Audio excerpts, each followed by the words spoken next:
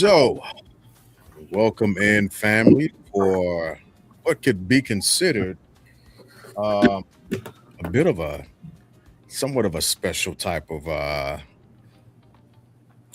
segment that we got going on today. I wanted to make sure we took a pause and make sure we had the full panel. There's a lot of politics happening, and I think we'll be able to catch up with a lot of the politics next week that's going on and going down because nothing will really shake out until then. But tonight we have a bit of a roundtable discussion happening, and this particular topic is well, we'll see how it shapes up. We'll see how it shapes up. So I'll throw that out there. So before we hop into it, as always, I see some of my favorite people on, and I just want to make sure I check in and see how everybody's week has been so far. So without further ado, starting with Lynn and Steph, how has you all's week been so far? Good. Yeah. Wait, what's today? I know, right? That's exactly how I feel. It feels like the week is pushing ahead without me, and I don't want it to move so fast. But it's Wednesday already, and I was like, golly, seems like Maya just got here. Does it feel like prom just happened? Oh, anyway. I Less than 2 weeks. know, right? But It prom always- season? I'm in Jay Glass's prom, but okay. That's funny. That's funny. Were you prom king, James? No. I never went for anything like that. I was lucky to make it on to the prom on at all. We made it late, if memory serves me right. I didn't have reliable transportation at the time. Making a long story short, I had to rely on somebody else and didn't do the trick. Well, y'all was clean. Oh yeah, I any award show. That was pre cherry stage, pre cherry and fur coat. Yeah. I always had the tenacity of getting clean when I needed to. Show what is supposed to happen when I supposed to happen. I could do that. It did. So. But that was a funny picture. Maya was me. We looked at it together, and she was like, "Oh, did I send that to Steph?" I was like, "I don't know." She just sent it to She me. got it. Yeah, I got it. Yeah. So I was like, "That's a good reminder." That was a good reminder. Yeah. All right, that was me. Sorry about that. All right, Lynn. Yes. How about you? So far, so good. That's the way to be. That's the way to be. We'll swing back up to Rich in a second. We're gonna push down a Wig. Wig, how's your week been so far? It's been a long week. Man, but I'm good though. I'm good. Oh wow. Wig still giving us the profile. Always giving us that profile. That's good. And we got MK back. Welcome back, MK. Good to see you again. Hello, all. Hello. Yeah, how has your week been thus far? Monday was magnificent. Tuesday was a loss, as I told you earlier. And Wednesday, I'm just happy to be here. There you All go. right. There you go. And then of course Brooks. Can you hear How us? you guys doing? There you are. All right. We got you. Yeah, can you hear me? Yeah. Can absolutely hear Can you. you hear How me? has yeah. Excellent. Yeah, the week is going. It's just one day after another, and just work and lodge and living the dream. Okay. Good. And I know what we're about to say, Rich. I think you should make a round of applause before you say the president's name. You know what? I can definitely do that. Let's get it in. There you go. Let's get it in. Not a problem at all. Not a problem at all. Give me 1 second. Let me see. 1, 2, 3, 4, 5, 6. Okay, it is 6 of us here. Perfect. All right. So, Rich, how's your week been so far? Let's get to it. Let's get to it. So, without further ado, I am going to start this segment by playing a very, very brief interview, and then we'll jump directly into what is going on with this in a second. So let me tap this play. Here we go. Blacks, Negroes, niggas, niggers. Let me start it over. The talk of yours that really got me so interested in what your message is, is your four, I think it's titled The Four Types of Black Americans. Yeah. I'd love for you to share a little bit about that here with me. So what are the four types? Blacks, Negroes, niggas, niggers. So the first group being blacks, like I said, hardworking, honest. We as black people, it's I would say only 20% of the population. We know exactly where we want to go. We don't want to be represented by the negative aspects of our culture and our community. Niggas, we don't want to be represented by that. Doesn't matter if they're Republican, Democrat, doesn't matter if they're rich or poor. They don't want to be represented by a culture that's toxic. They don't want to be represented by people who are taking advantage of them. They want to, we as black people, we want to be represented by those who are going to be in our interests and support us as a people and drive us forward as a people. So like I said, it's the, your average black person that speaks well, hardworking, God-loving, country-loving. They're not going to sit back and blame someone for their shortcomings, complain about, well, I can't get by because of something that happened a century before they existed. No, they're motivated to do more with what they have and build upon that. I mean, we live in America. What the fuck? I'm a black American. I could be somewhere in Angola. I can be somewhere in Zimbabwe. That's a different experience. And broadly, that's black in the whole sense, right? But a black American and African is completely different. We have the greatest amount of opportunity and wealth, and we don't do anything with it. But all right, I'm gonna have to pause it out right there. I don't know how much more that I'm going to push us to listen to. I'll give a brief synopsis of the full 30+ minute interview by Mr. Andre Williams momentarily, but let me jump into how we got here. Let's do that first. So I was sent a message, and always whenever family sends us messages or proposes a topic, we take that on because we want to make sure we're dealing with the topics that the people want to talk about. And I think this was a good opportunity for us to take a pause in the chaotic world of politics to jump into the culture, and especially with it being Financial Literacy Month, and begin to deal with a few issues. So MK sent me the video and just asked me my thoughts, and I invited him up to the panel so that we could actually begin to deal with this as a people and see how everybody feels and what everybody thinks about this, with the assumption that everybody, or presumption that everybody actually watched the video as I sent it out. So Markeith, MK, if you would please do us the solid of giving us a brief overview as how you saw this video, if you would. Thank you. I appreciate that. Now, the young Mr. Woods, who's being on the brief age of 25, made a synopsis, or he asked the question of different types of black people. Now, some of us here, a lot of you look like you're about at least 30 in your age, except for the young lady right there. Sure, she's about 25 too, so you probably don't understand that. But us old dudes here,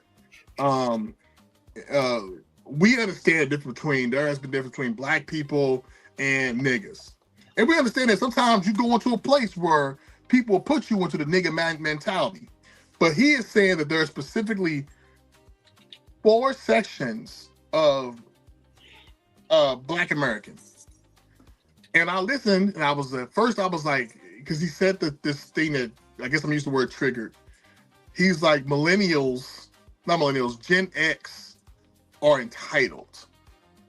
That was the first time I heard it when I sent it to James. I listened to it again on the way home, and he was specifically talking about niggas and niggers, as he put it, that he was saying Gen X people felt entitled. And I was like, I guess to a point, you can say that, I guess. But I felt like he missed a lot of nuances. And as a person who, if you'd have asked me probably 10 years ago, I wouldn't have been about reparations until I saw us like giving money away to other countries and other communities, other cultures. That was my tax dollars. I was like, oh no, fuck that. I will take my reparations, or I'll take a tax-free for the rest of my life. If you can give money to somebody else, I can keep my money too. So, so fuck what you heard with that one. Pardon my French, young lady, and the rest of you all. But he has a point from a narrow view, as opposed to when you become older, you see how they merge together and how some people rate the nigga treatment. As in, I'm talking to James here, we square, we talking like black men. I'm talking to homeboy of the glass who's in the Air Force, who's obviously educated. We gonna talk like intellectuals here. We finna have a conversation. It may be sparked, it may be heated. And so some people's, there's a bunch of niggas being loud. When now that's not the case. We just having a really good conversation and we got excited. Okay. Is our music more catering to niggas? Yes. But we are more than just Fetty Wap and man, who's popping right now? I will say Lil Baby. I don't know. I'm in old school. Don't have me lying because I don't know. And then at the same time, with the political party people, yeah, they are on the plantation to their own self. Spitting whatever they want to spit, grifting and bullshitting to get their side points. But we've always known that. Everybody does that. It ain't like it's just a particular race thing. Everybody does that to score political points because you want your side to win. So just saying that specifically to our race is ridiculous. We want to win too, and they chose sides. So it's just like, do I like what both sides do? No, I don't. Do I think some of them are charlatans and bullshitters? Yes, I do. But I'm more than that, and I think our people are more than that, and we're more nuanced than that. And not saying because he's a 25-year-old, because I did a lot when I was 25. I'm not saying he's not educated as well, but we're more than that. And I feel like some of us are entitled, but some of us we're old shit that was given to us, but it was given to other people. It said it was for us to be good, or we want to rah somebody else's team, think we're gonna get some on the back end, and we never got anything on the back end. All right. So did everybody else watch the video? Yeah, I want to jump in real quick. Yeah, Say, go ahead. like 10 seconds, and then I'll let everybody else just dig in. Mr. MK, I love you and respect you. You are a black man. You are not a nigga, a niggas, or a nigger, period. And I don't see no niggas or niggers on this podcast. Here's my 7 seconds. I'm done. Oh, man. I'm done there. I'm out. That'll be easy. That's what I wanted. Yeah. So there were, and I'll jump into questions in a second. He gave specific percentages, as it were, that were dedicated to each group. Not each group.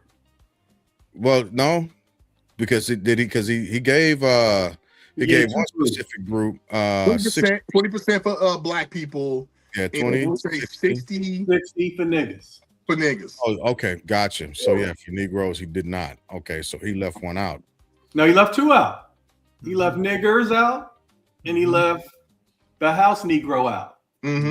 So I the house, was keeping score, and I was like, wait a minute, these supposed to add 100. Okay, and he only got to 80. Because I listened to what he was saying. I like from both biased and unbiased as much as possible. Yeah, but so I thought again, for us to acknowledge what we say in our communities or in our families is one thing. For us to go on a podcast trying to say that we're trying to educate and inspire and motivate by using the N word in the AR or the ER is unacceptable. And I want every white person that's watching tonight because I know a lot of people have looked at me sideways and thought that I was in one of those groups. I'm in none of those 4 groups. And I've never heard no one on this podcast ever use that word in my presence while trying to educate and motivate for Black inspiration and Black excellence. So for this young 25-year-old Black conservative, he says he's not a Republican. I don't know. I can't prove it. I can't prove not. For him to use that AZ or the ER, in my personal opinion, is not acceptable. And GRAs. Oh, thank you. All 3, ARS, Whatever. AZ, you know. Rose, guys, and Ers. So all of the above. let me ask the panel this: Is he simply speaking from a point of immaturity? No, Is it's a it learned immature thing. thought, That's something he or- learned.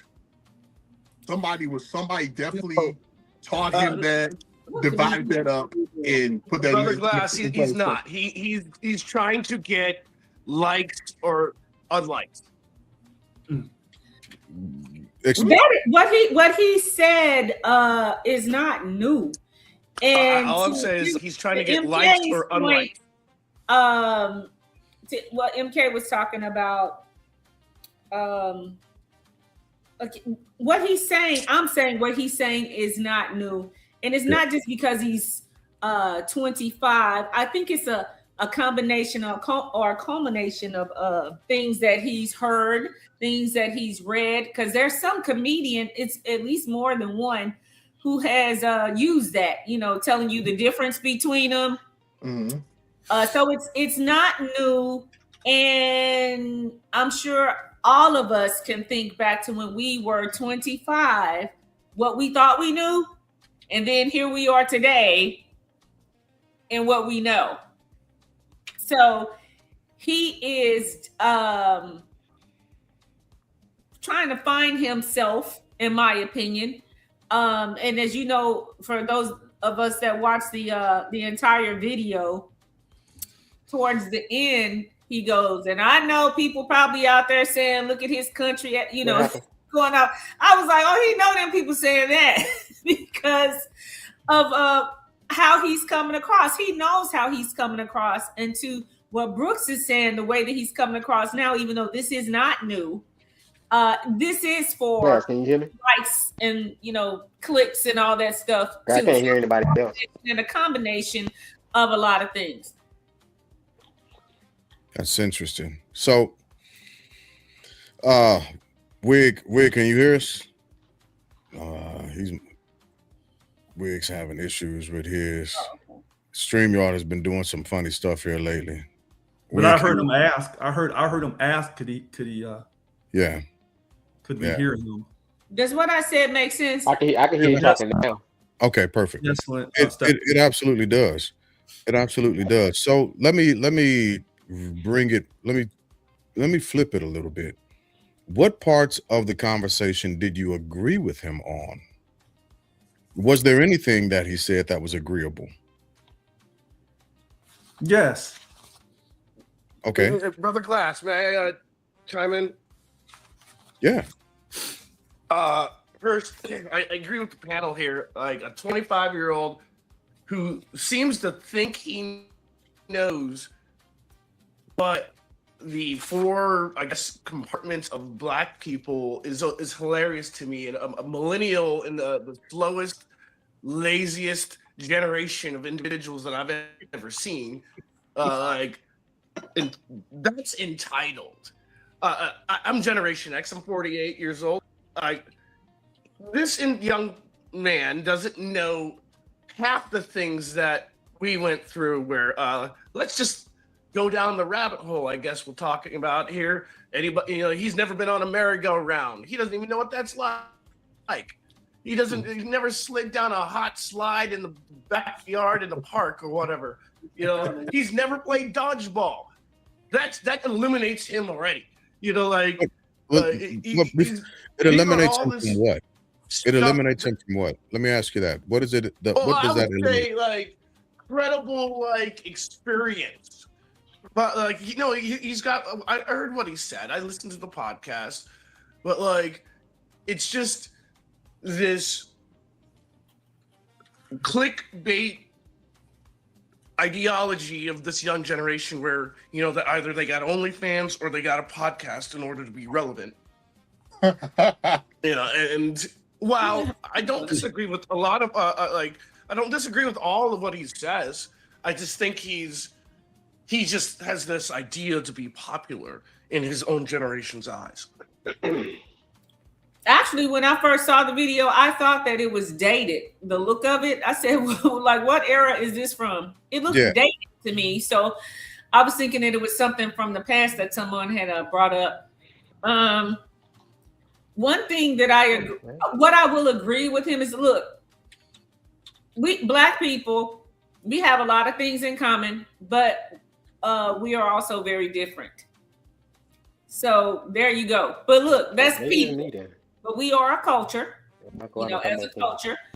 Everybody does not think alike. Last week when we were talking, Jay Glass, I was saying that I forgot exactly what we were talking about, but I was saying that whoever it was, that they need to find their own tribe within the culture. Oh, yeah. And I can't remember exactly what we were talking about, but just because you are of color or Black in this situation does not mean that you think a certain way. And as far as music genre, we don't all listen to the same things. We do not. And so true. If you said Black people listen to rap, yeah, we do listen to rap. But look, it can go from the Fresh Prince to oh my God, to Tupac, to Kanye, to whatever. I mean, it's whatever you want to listen to. One group of Black people do not all listen to or gravitate to the same thing.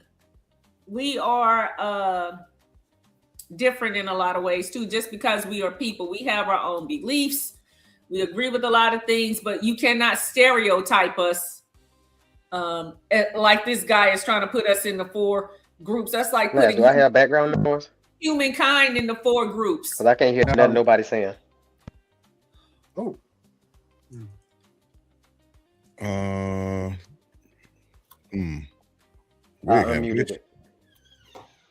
Wig, you having issues. Can you hear me? All right. Yeah. No, he cannot. That's all right. Send him a message. I would agree with the young lady right there. I really would. It's so wild to be stereotyped and put in these 4 boxes of an individual who doesn't actually have history.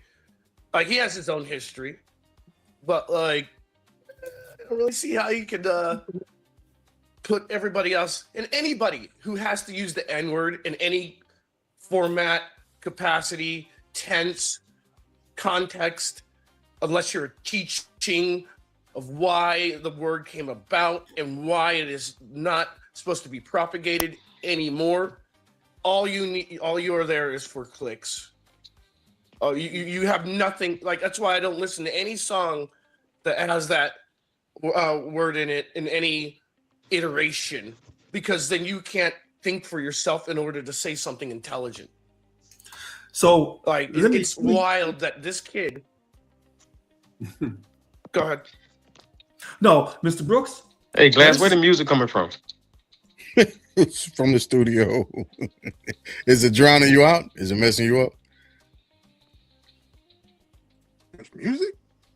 Yeah, there's a subtle tune that plays throughout the podcast in the I background. think that's your music that you've been working on, right? You said it was going to be the music bed for the podcast. Yeah, I always have it playing. Yeah. I don't hear the music. It's not too, I don't think it's too loud. It's just a soft bed. Yeah. Yeah, Richard, that's because you can't hear Jimmy. You can't hear. I don't hear the music either. Jimmy. Don't let it bother you, Wig. Don't let it throw you off. Oh my God. So I'm gonna touch on what Mr. Brooks said about the use of the N-word other than for educational purposes. I cannot listen to rap / hip hop with anybody outside the community. Period. Now, if we are I don't in the think this community, gonna work tonight, I class. want to be I hear music, but I can't hear what nobody's saying. Oh, okay. Can he come back out and come back in? Yeah, okay. All right, go ahead. Go ahead, Rich. Well, I can't listen to rap / hip hop with anybody outside the community. I don't use the word culture because when I'm within the quote black community, what we say and do to each other should stay within that community. But that's from my upbringing. Now, Quite different from now. yeah. Now, this use of the N word.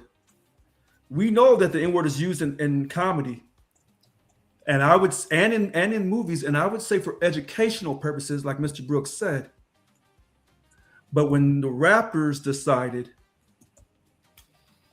they would use the N word, and that music went outside the community, we have a problem. Because if we call each other the N word in a good term or a bad term, we're not saying we're racially superior to no one else. We're just arguing among ourselves. But when someone outside the community uses the N word against us, it's being used in a racial epithet to say that we are inferior to them, and which is why they had to bring us over here. Now, I know not everybody who's black agrees with me on this. And when you have some of your first black billionaires being Sean Carter, AKA Jay-Z, along with Dr. Dre, along with Kanye West. So even though these black men, this is how I say this, even though these black men are writing geniuses, and I mean that, but the use of the N-word in their songs, I can't say for Dr. Dre, because I know he's more of a producer. I don't know if I ever heard him say the N-word in a He song. had a whole group called. He absolutely has. No. Well, hold on. But I said, I don't know if he ever used the word himself in a Oh, song. yes, he did. Yeah, absolutely, Did? absolutely. Positively. Okay. He did. All right. So I can't cut him no slack. Okay. But what I'm saying is when these black men who are writing geniuses and music geniuses become black billionaires and they're looked up to, before they was doing if they use the N-word in a derogatory fashion, that's not black excellence. I'm sorry. And I don't mean to bring up Dr. Cosby and all the things he did wrong or allegedly did wrong with women. Ooh. But when Okay, I'll stop there. Go ahead. Hey, a broke clock can be right once a time a day. Okay. So to go off what he's saying, well, I understand what people are saying. They don't want to listen to music or movies that have the N word in it, and I don't have a problem with you and what you want to absorb or consume. But I don't let it bother me as much when it's in the form of entertainment, so to speak. I know people got really upset with Django Unchained and Leonardo DiCaprio's depiction of the white slave master. But at the end, he got what he got from the black guy. So that's what made Mr. MK, that was used in the educational context to talk about the horrors of slavery, even though you're right, some African Americans did not like that. But they weren't glorifying, even though Tarantino has been criticized for glorifying the N-word. Oh, yes. That's why I think he will slide in an N-word in every movie he can possibly find. And he uses the hardest R's. Right. And it's just like, all right, man. You gotta tone it But down. putting that in a movie or comedy sketch is one thing. When you have songs being played, because music has a different way of reaching a person's spirit than a movie or a comedy sketch. So when you're using the N-word in a song that's going to be played repeatedly over and over and over again, not just by those within the community, but those outside the community. And then when you look at why those outside the community said, we don't want you in our schools, we don't want you in our living environments, we don't want to hire you because we're afraid you will pollute our whiteness. And then you turn around and create another music genre. Forget about all the other music genres that black folks created. You create another music genre, but yet you can't see long term that everything we do gets copied and magnified, regardless of what we do. And you create this genre, and then you use the N-word And then now you have the other kids outside the community who were told, don't play with those black boys and girls because they will pollute your bloodstream. They will pollute your mind. And now you have Mexicans and Asians and white boys and girls saying the N-word with the hard AR because they grew up with that. That's wrong. Well, that's what they propagated for the music, which is why I brought that up earlier. It's sad that you have to say like a hard ER, right? I don't even believe that you have to It's sad. say. It's like, You don't now have it's to the say point, any oh, of that. He didn't mean it. He said it with the A instead of the ER. It makes it better. Right. It's I just agree. not true. Again, Agreed. this is what my point originally was. This young kid who has to use the word to try to, I guess, propagate his message is only furthering the people who actually like him. You know, he just, again, this is for clicks. This is the same thing like OnlyFans that like people do. You know, like in this generation, this is the same thing. You know, I do this want is to point out. this is not education. This is Yeah. He froze So, up. the one quick thing. Hey, When you asked about what did we agree with about what this individual, because I didn't want to say his name because he's trying to, like you say, Mr. Brooks, get clicks. One thing he said about opposes limiting identity, our black identity, to a single month, February. I agree with him on that.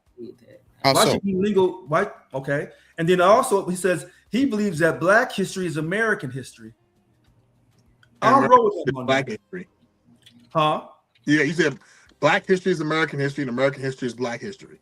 You know what? I'm okay. 'Cause I agree with him on that. Go ahead. You know what? My problem with that statement is that if that were the case, okay, look, that is the case, but is it being represented? Because we are not in history books before slavery. So all of this mess about, oh, well, it's the same thing. Okay, but when you read it, it's not. We're not in there. Or if it's in there, it's not necessarily accurate. Or it's a whole big thing about how we got over here. You know, so where's What the do you truth? mean by that? What do I mean by what? You said it's not accurate about how we got over here. What do you mean by that? Okay, I'm sorry, I was kind of jumping around. Everything is not put into the history books about how we actually got over here. I learned a whole lot about the disease and stuff after I was grown, or like, in college, because in my school books, it was just like we came over on a boat. They weren't teaching me that in They high didn't teach you in school to came over on slave ships? Huh? They didn't teach you in school that black people came over on slave ships? Yeah, slave ships, but like slave ships because they were slaves. But what that meant, how we were piled on top of each other and all that kind of stuff, they try to make nice with it. Or whoever my teacher was, I had white teachers. I knew better because of home. Okay. And actually, is that museum still there? The African American Museum in St. Louis? Should be.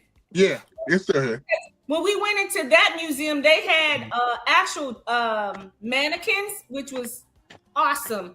They had this small ship reenactment kind of sort of, and they had all of the mannequins piled on each other. Mm-hmm.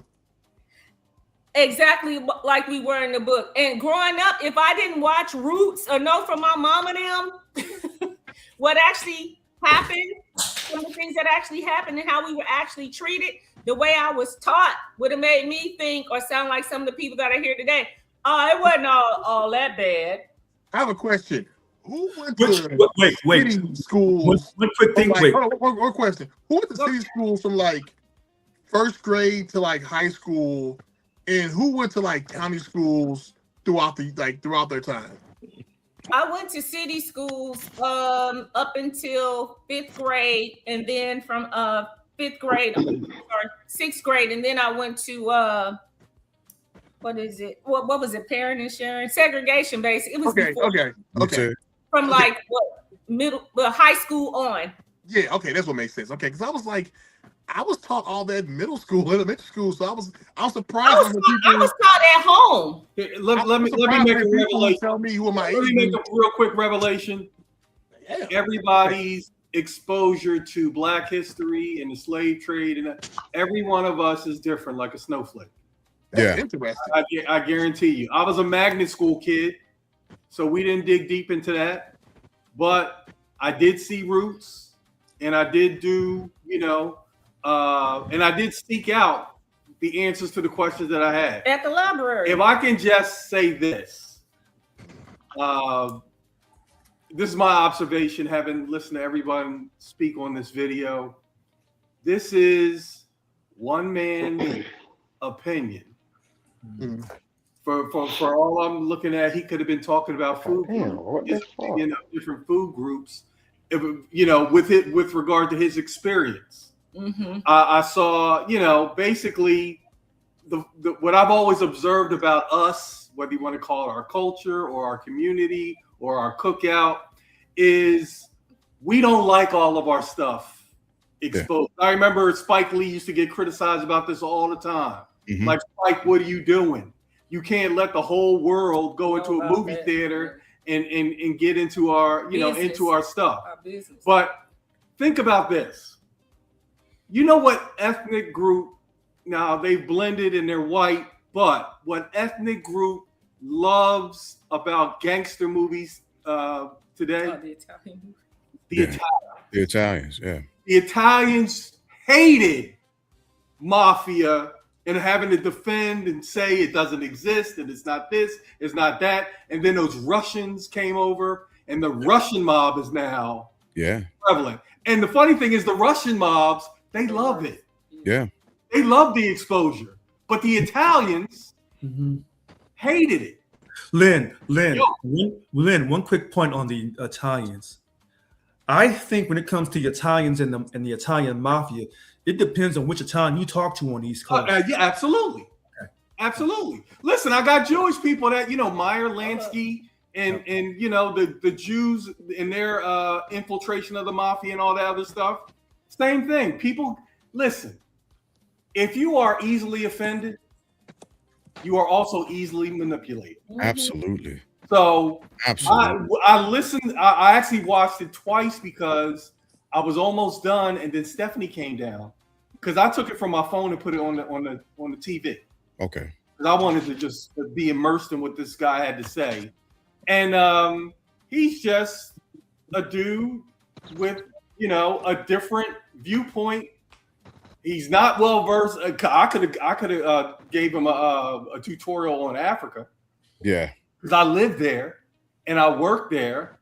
And I'll tell you, my first day as president of an oil and gas company there, I had a secretary named Queen. So at the end of our being introduced into the organization, Queen made a prayer. Now, at the time, I was not married to Stephanie. I was married to someone else. But at the end of her prayer, Queen said, "And please thank Lynn's wife for sending him to a place where he could be kidnapped or killed. In Jesus' name." And I looked up and looked around, and everybody in that room was dead serious. Oh. I had a guy with a gun that followed me everywhere, all day long, to the office, to the hotel. I had a driver. I had all that stuff. But when she said that, and I was getting paid a nice chunk of change over there. But nobody else would. Right, nobody else was. But when she said that, I said, "Oh, damn." I didn't, it all started to make sense. So my experience and everybody else here on this panel's experience is all different.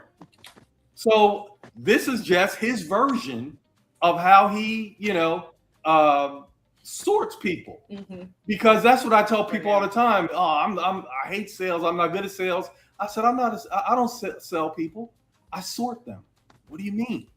I put people in 3 different buckets. He had 4.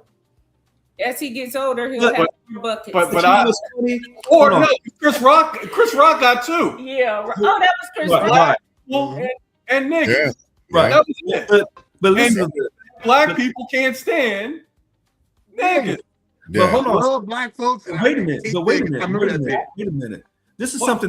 something that older Black people would say, and I'd have to back them up on this.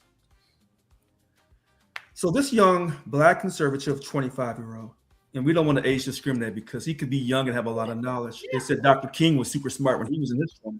Yeah. So, but he puts us in these 4 limited categories. But when the police pull us over, what are we? Ask Tiger Tiger Black when he gets pulled over. again. He ain't Kabbalah Asian. Yeah, ask him what he thought last week. He black. You're black. Tiger So Black with a bunch of and then, DUIs. but the bigger point is, What'd he the say? bigger point. But the Tiger bigger Black point. with a whole bunch of DUIs. But wait a minute. Here's the problem with that saying. Well, we get pulled over by the cops. We're black. The way they treat you, you would think they're treating you like you're. Hold on, let me use his words here, not the N word. You would think he's treating you like you're a criminal, a drug dealer. Isn't that synonymous? What happened? Exactly. You can legalize That's drug dealer exactly now. right. You be a pharmacist or you can sell legal weed. Okay. So Hey. Oh, sorry. Go ahead. Anyway, that's it. That's all I have to say on that. When I first heard the producer that he was talking to, Yeah. thank you, James. We're on the same page. Okay, listen to this, MK. I was like, as far as his youth is concerned, not to discriminate against him, but I was like, this poor child does not realize that he's being set up because this guy is like, I cannot believe I found a real one right here who said he's gonna say this out loud about his people. Like he don't even know no better. He has no, with all this conversation that he had with him before the camera. But Stephanie, Quentin Tarantino told you in Django. How did Steven, when he walked outside, how did he act? So there's always one. There's always one. So But that I should just say, in this day and age, this guy felt that he had a gold mine, and Brooks, his mind was thinking, I'm going to get a lot of clicks or some money from putting this person online. That's what he thought more so. 100%. The young guy that he put online, in my opinion. so the problem. If may I respond to that? Give me I 1 100% second, agree bro. with Give you. me 1 second. Give me 1 Okay. second. The problem that he's presented once again is the giving everybody the ability to say, well, look, this one said, with the understanding that they do think that we're monolithic.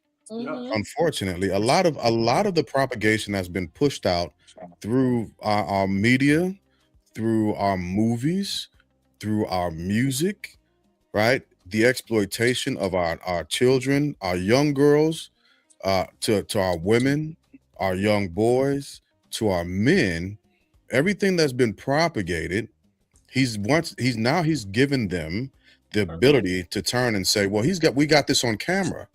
He wasn't talking to one, and so I'm a huge advocate against Vlad TV. Yeah, I was gonna bring up Vlad. Yeah, I absolutely detest Vlad TV, and the reason why, and I'll say it again, the reason why I detest Vlad is because he exploits us. He exploits us until he meets somebody like a Godfrey who makes him look foolish. Yeah. Or Marlon Wayans. Or Marlon, yeah, who like makes him look like a complete ass. Or as we say, a real one. Like Right. you can find it over there, but don't come for the grown people.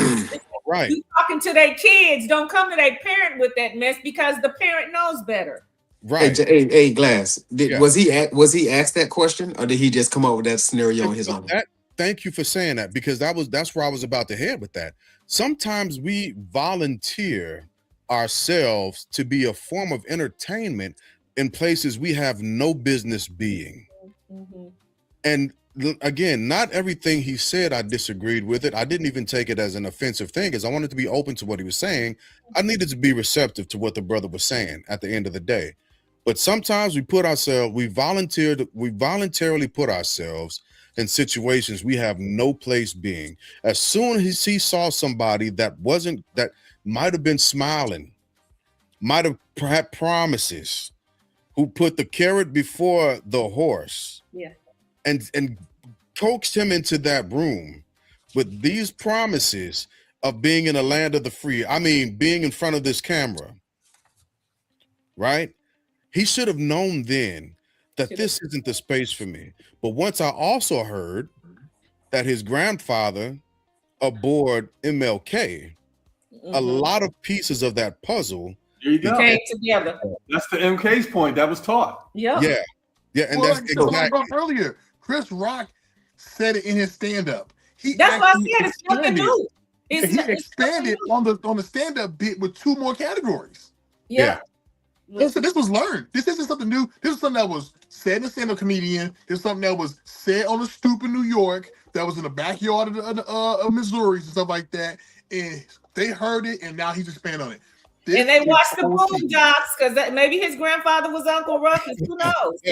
Oh yeah, and the Boondocks. I do like the Boondocks though. So, But And you know, wait a minute. See, this is the thing about Dr. King, and this is why I was defending Cesar Chavez, because when they went after him for all the things that he allegedly did wrong, through some type of verifiable proof through Dolores Huerta, I said, no, there's something more to this. And this is really an attempt to really go after Dr. King to help maybe, possibly, President Trump to say, you know what, this holiday of Dr. King, is that really justifiable? See, Yeah, I'm not mess with that. But he didn't need him to say that. Hell, he taking down Black history anyway. Yeah. Wait a minute. Yes, he is regarding the things that he can take down, but his greatest takedown would be to eliminate the Dr. King holiday. Now that's me just talking hypothetical. But when you went after Cesar Chavez the way you did, and you've heard me already say, hey, I believe in fighting for border control, then you could say, well, maybe he'd be more sympathetic. So when we went after one of the high-ranking Mexicans in America, Richard would go along with that because we can make Richard a black Republican. Because I keep telling everyone, is that the same thing as the previous administration taking down Christopher Columbus statues? Oh, you know what, I Mr. mean? Brooks? Hold on, Mr. Brooks. I'm glad you brought that up because that was wrong. So when a lot of these black folks were talking about the culture, that's why I don't like that word. We're talking about the culture and doing all this stuff and dragging down the statues of the Confederate generals, regardless of whether those Confederate generals were racist, which they probably were. But you cannot just drag that stuff down. There's a process of doing things. Now you could have, removed them and put them into a Confederate museum for history's sake. That would have been respectful. But no, they were dragging those statues down. And the worst nightmare happened to Black America. No, let me say this. What's respect? Nothing about the Confederacy that I respect. I just want to throw that out there. That's what I was going to say. There's nothing about the Confederacy I respect. That they don't deserve no respect. But wait a minute. Here's the problem, though. That's part of, quote, this is how my words, some white Americans from the South, and maybe from the North too, more quietly, they love those Confederate generals, and that's a part of American history. Sure. Just like the part where they was lynching black men for any reason. So that's part of American history, whether we like it or not. So when they were just going up there and tearing those statues down, I said, those who Go ahead, bro. doomed to repeat it. Go ahead, brother. Removing that, Oh, Lord, it only got out again. propagates this young generation, like this 21-year-old, to be actually like, hey, it's okay to do what though back in the way day happened before, because they don't have any like reminders of like, hey, this was what happened and this is what the lesson it taught us. But say that one more time. I'm trying to catch on to what you're. I'm trying to catch on to your meaning. So like removing statues. If you do that for a new generation of individuals, they will forget because they don't know, they didn't live it, they don't care, they're like they're in their own world. They're the type to like say, okay, you know what, X ideology is okay because they did it in the past. Again, the adage is if you forget your past, you're doomed to repeat it. But let me like, say this to that, because I'm not totally against what you're saying, but what I will say is I've never seen a statue of the Mayflower or even the ship called Jesus that came through the transatlantic slave trade. Also on that one, Glass, there was more than just one slave ship. How come we don't know about those slave ships? Right. And so I'm not totally off on what you're saying. I'm questioning the artifacts that are left in place as a momentum of remembrance and how they're left that. But there's a process. Because listen to this. The minute President Trump won re-election, I said every black person that's in a position of power in this country that he can go after, he's going to. He's going to. Because remember, I said this. I said there are certain black people in the Democratic Party that's doing the dirty work for the quote white liberal of the Democratic Party. Remember you said that. And you said, hey, if this man gets back up in there and he says, hey, I want everybody to self-deport. You said, don't take your black ass out there and be marching with those people. You said this, but you were right. And I kept saying, any black person in a position of power, if he can come for you, you have to understand something. If we want people to understand us as black people, then put ourselves in the position of a white man of wealth and privilege from the time he was born, who was never told no by his daddy. We don't know all the upbringing he got from his father and mother. But if I'm a white man of wealth on the East Coast, and I think I'm better than anybody else, and this country's foundation was based off of people like me, and when I pull out my money, I see people like me on it, then what do you expect from this president? I totally understand I understand exactly what you're saying from the aspect of what the California judge called affluenza, right?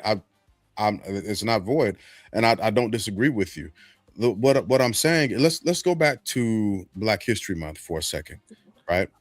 I disagree wholeheartedly with removing Black History Month. Now, let me also be honest and make sure everybody understands the progression, because I used to use the N-word like it was going out of style, right? When we was in high school, Marquis, that was something we did. It is what it is. Now, I'm not implicating you. I'm saying what I did. I was just saying. You were using it like what Richard said. That was with your boys. You were not degrading them, unless y'all was fighting or something. That's different. But y'all still calling each other that. But it's not a person who comes from the bloodline of the oppressor. Sure. It's not right. No, we weren't even letting people who are not white say that. Like, I have problems with Asians, Hispanics. To be honest, Puerto Ricans saying it. Oh, so I'm like, yeah, I'm not cool with you saying that.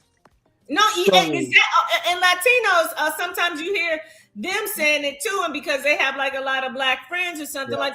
Let me tell you guys with our son. So I'm a bonus mom. We were so this was a couple of years ago. I think he was 15. He's 18 now. But whenever he comes to visit us, he'll be playing his Xbox upstairs. We let him, do that, give him a little time before he spends time with us, and I just lay up there with him. He doesn't care, because and I'll hear his little friend that he have on the headset. I hear him and I pop him if I hear him cussing, because they be cussing and everything, because on them games. And I'm like, hey. He's like, okay. But the little boy kept calling him a monkey. You effing monkey. I was like, look, go ahead and tell him that your B mom's in the room, bonus mom's in the room, so he can stop with the F bombs, because I was about sick of them. I wasn't tripping off of the SH or the damn, He kept saying that. Then I said, Josh, what color is this boy? I knew it, because he goes to a predominantly white school. He goes, he's white, he's muting it. And I said, I don't like the way that he talks to you and how he keeps calling you a monkey. Do you know what that means? He's like, I don't know. He just always calls me a monkey. I said, how long has he been calling you? Oh, he always calls me that. And so I said, do you like it when he calls you that? He's like, no. And he also kept calling him ugly. You just ugly and just mean. Yeah. So I said, tell him that you don't like for him to call you a monkey. And he said, well, he didn't really want to tell him. And then I said, ask him why he's saying that so much. And then I said, let me talk to him. But he wouldn't.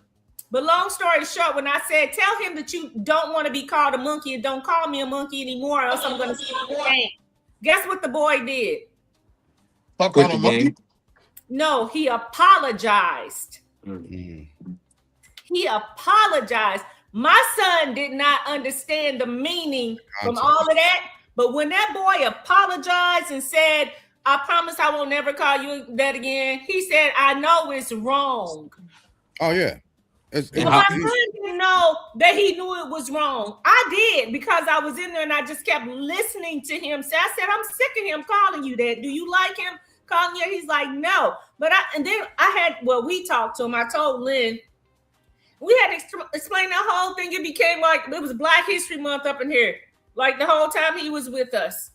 And we had those talks with him. But with him going to a predominantly white school, you could say, oh, well, sometimes we didn't do it. It was our parents or our grandparents. No, but it's still instilled in you. You know not to call somebody, black a monkey. Even if it's like the little kids. When I went to school, look at the little no, don't say that. Hey, I have a question for the military folks. How racist was your boot camp? Oh, I will tell you, I didn't realize this. Somebody told me in the second month of me in boot camp. I didn't realize I was the only black person till an instructor from the upper deck came out and pointed out to me. Oh wow! I never noticed that. I was in a 80-man platoon. A white boy said to me, "Whose grandfather owned whose grandfather?" And he got saved. Yeah, he got saved. I had to let him know because one of the great things about my boot camp was everybody was terrified of me because I was from Philly. But I was a damn nerd. What? I was from Philly. If you were from Philly or New York in my boot camp, you had to do 50 push-ups on site. You was instantly a gangster. And I'm there with is this the Army or Marine Corps? The Navy. The Navy. Why is he saying it like that? What? MK's like, where were you? Oh yeah, it was the Navy. And I'll give you one, right? So I'm in this officer. I'm going down this road to be an officer pro ROTC. So one of the things that my racist company commander would say is that black people can't swim. So we were doing swim qualifications, and I come up out of the pool, and I look at the bleachers in front of me, and there are about 24 black guys, wet and shivering. So I start walking towards them. And my company commander said, "Son, where are you going?" I said, "Well, I'm going over there to sit in the bleachers." He said, No, son. Amazingly, you can swim. So you come over here with these white boys over here. How did you learn to swim? Actually, I learned to swim watching my cousin almost drown, Dexter. Cousin almost drowned in front of me. So it wasn't at the pool, is all I was just No, it wasn't the pool. We were in the pool. And but it went into your backyard. No, it was at the community pool. And he almost drowned. And this white woman dove in like Aquaman and saved his ass. And my whole family lit me up. I thought he was horsing around. Because we were in the area of the pool where I was tall enough to stand up. Silent killer. But he wasn't tall enough to stand up. And he was struggling. I thought he was just playing around. After that, I took the rest of that summer and became a swimmer. And even as an asthmatic, nobody could hold their breath longer than me. I could swim the length of the pool twice, all underwater. But that's because I almost lost my cousin. Well, what I'm saying was, sorry, Brother Glass. I was I always if a black man can't swim or a black woman can't swim. I grew up in Ohio. You go in lakes, you go into rivers. We swam all the time. And I don't know if you guys know of a flash flood, right? So you go when I was going for my undergrad, first I went to Vermont, and there's Huntington Gorge. It's just a normal little lake, whatever, but it's good enough to swim all the way across a good, it'd take you good 4 minutes to get all the way from one end to the other. I never understood, growing up, I was like, this is normal, you can fish in there a lot, and so swimming was never an issue. I was always laughing at the idea. They're like, black people can't swim. Even my friends, when I moved to California for my master's degree, they're like, "Can you swim?" I'm like, "What the hell are you talking about?" I graduated from Ohio State, got my master's at San Jose State. I've been swimming all my life. What's the point? So, hold on. Hold on. Obviously, what? Wait. I heard something. Obviously, what? No, nothing against you, Mr. Brooks.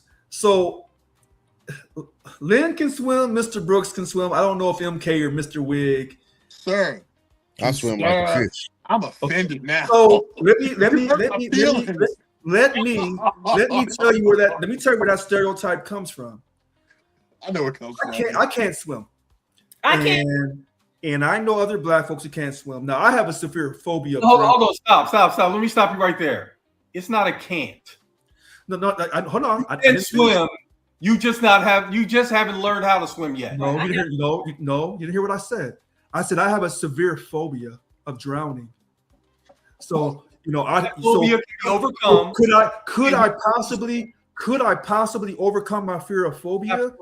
Yeah, okay. You have to psychologically give me some therapy classes. But I did not grow up learning how to swim, Mr. Brooks. But I'm glad that other black folks on here knew the importance of swimming. I'm glad that it wasn't really the importance. You were just playing with your friends in the water. Like it was just like we don't know what me and James is from. Like, it wasn't really taught, right? I never took a swimming class. Mr. Brooks. Never diminish what I'm saying about swimming. Because Dolores Robinson. I'm not diminishing anything at all in any way. But hold on, Mr. Brooks. Mr. Brooks, slow down for a second. Chill, Brooks. Oh no, you chill out. Because you don't understand what I'm really saying to you. To you, it's second nature. Well, to a lot of people, dancing is second nature. But if you ask a lot of white people to dance, they'll say, oh, I got to practice. Same here for me. So a lot of things that some people take as second nature, other people have problems with. I can get up and talk in front of millions of people. I'll be a little bit nervous, but once I hit my groove, I'm gone. But other people cannot do that. So when you have the ability to swim, that's a gift. All of us on here vote. We all vote. But for some African Americans, getting them to vote is like getting them to swim. Yep. Stop there, Mr. Brooks. And it doesn't swimming. I know that stereotype. It's beyond people not liking to get their hair wet. Okay. Now, okay. I grew up playing in the water hose and sometimes the fire hydrant. My mom knew how to swim, and we would go to remember Wold Health Center, Jay Glass. Say that one more time. And Richard knows it too. Wold. Oh yeah, I used to stay at Woles. I used to always be up at Woles. I wasn't so I took not there, but I took dance classes at other places, but we would play in the pool, but I never learned how to swim. And when I was a little girl, I was so little I could swim in the bathtub. That was swimming to me. But we played in the water hose. It's interesting to me because I growing up in the Midwest, I didn't have a pool. I didn't really know any wealthy friend of mine who had a pool either. But when we went to the river, and the parents would get out there, they just throw their kids in the pool and we're like, swim. Deal figured out. Well, we're from the Midwest. They just literally throw them in, like little kids. We're like babies. We're throw them in and we're like, swim. Some of us are not, me and James was from, we didn't have that. We didn't go to the rivers like that. We didn't go to the lakes like that. We just pretty much inner city kids. And if you go to the YMCA or Matthew Dickey's, then you go to the pool. But that wasn't an everyday thing. So some of us have to learn later on how to swim. I learned how to swim before I went to boot camp, so that way I wouldn't have that problem later on. And actually, funny enough, being able to swim in boot camp, when they realized, okay, you know how to swim, go to level 3. I was like, okay, well, fuck. So I did level 3. He goes, well, he's still here. So now I go to level 2. I'm all looking like, I just want to get the fuck about this pool. But then it was like, no, you're already here now. So, you're going to keep going. And like I said, I didn't even know I was the only black person in my boot camp. Out of 3 months, and it's 2 months in, the black jurors from upstairs came out and pointed out to me. And every week we had the international international quarterdeck where you come in the front. They, push ups, sit ups, haze you, burn you down, and we would keep switching races. But I was always up there, not realizing I was the only black person. So one day he goes, "Hey, Recruit Evans, we got you." They brought a black kid from upstairs to replace me for one set. He went back upstairs. I went back on the quarterdeck. I was just like, "Oh, well, this really sucks." And it just kept going because everybody had the rotation of going through. It's like, what's that one Air Force general who said the Marine Corps treats everybody like niggas? And I was like, yeah. I was like, yeah. Dang. What did you say? Whoa, wait a minute. You said Air Force General? I'm sorry. Yeah, it was one of your guys. What's that? I was talking to Rick. I said it was one of his guys. Yeah, it was the black Air Force general. I like the Marine Corps because they treat everybody like niggas. They treat us like trash. And it was like, I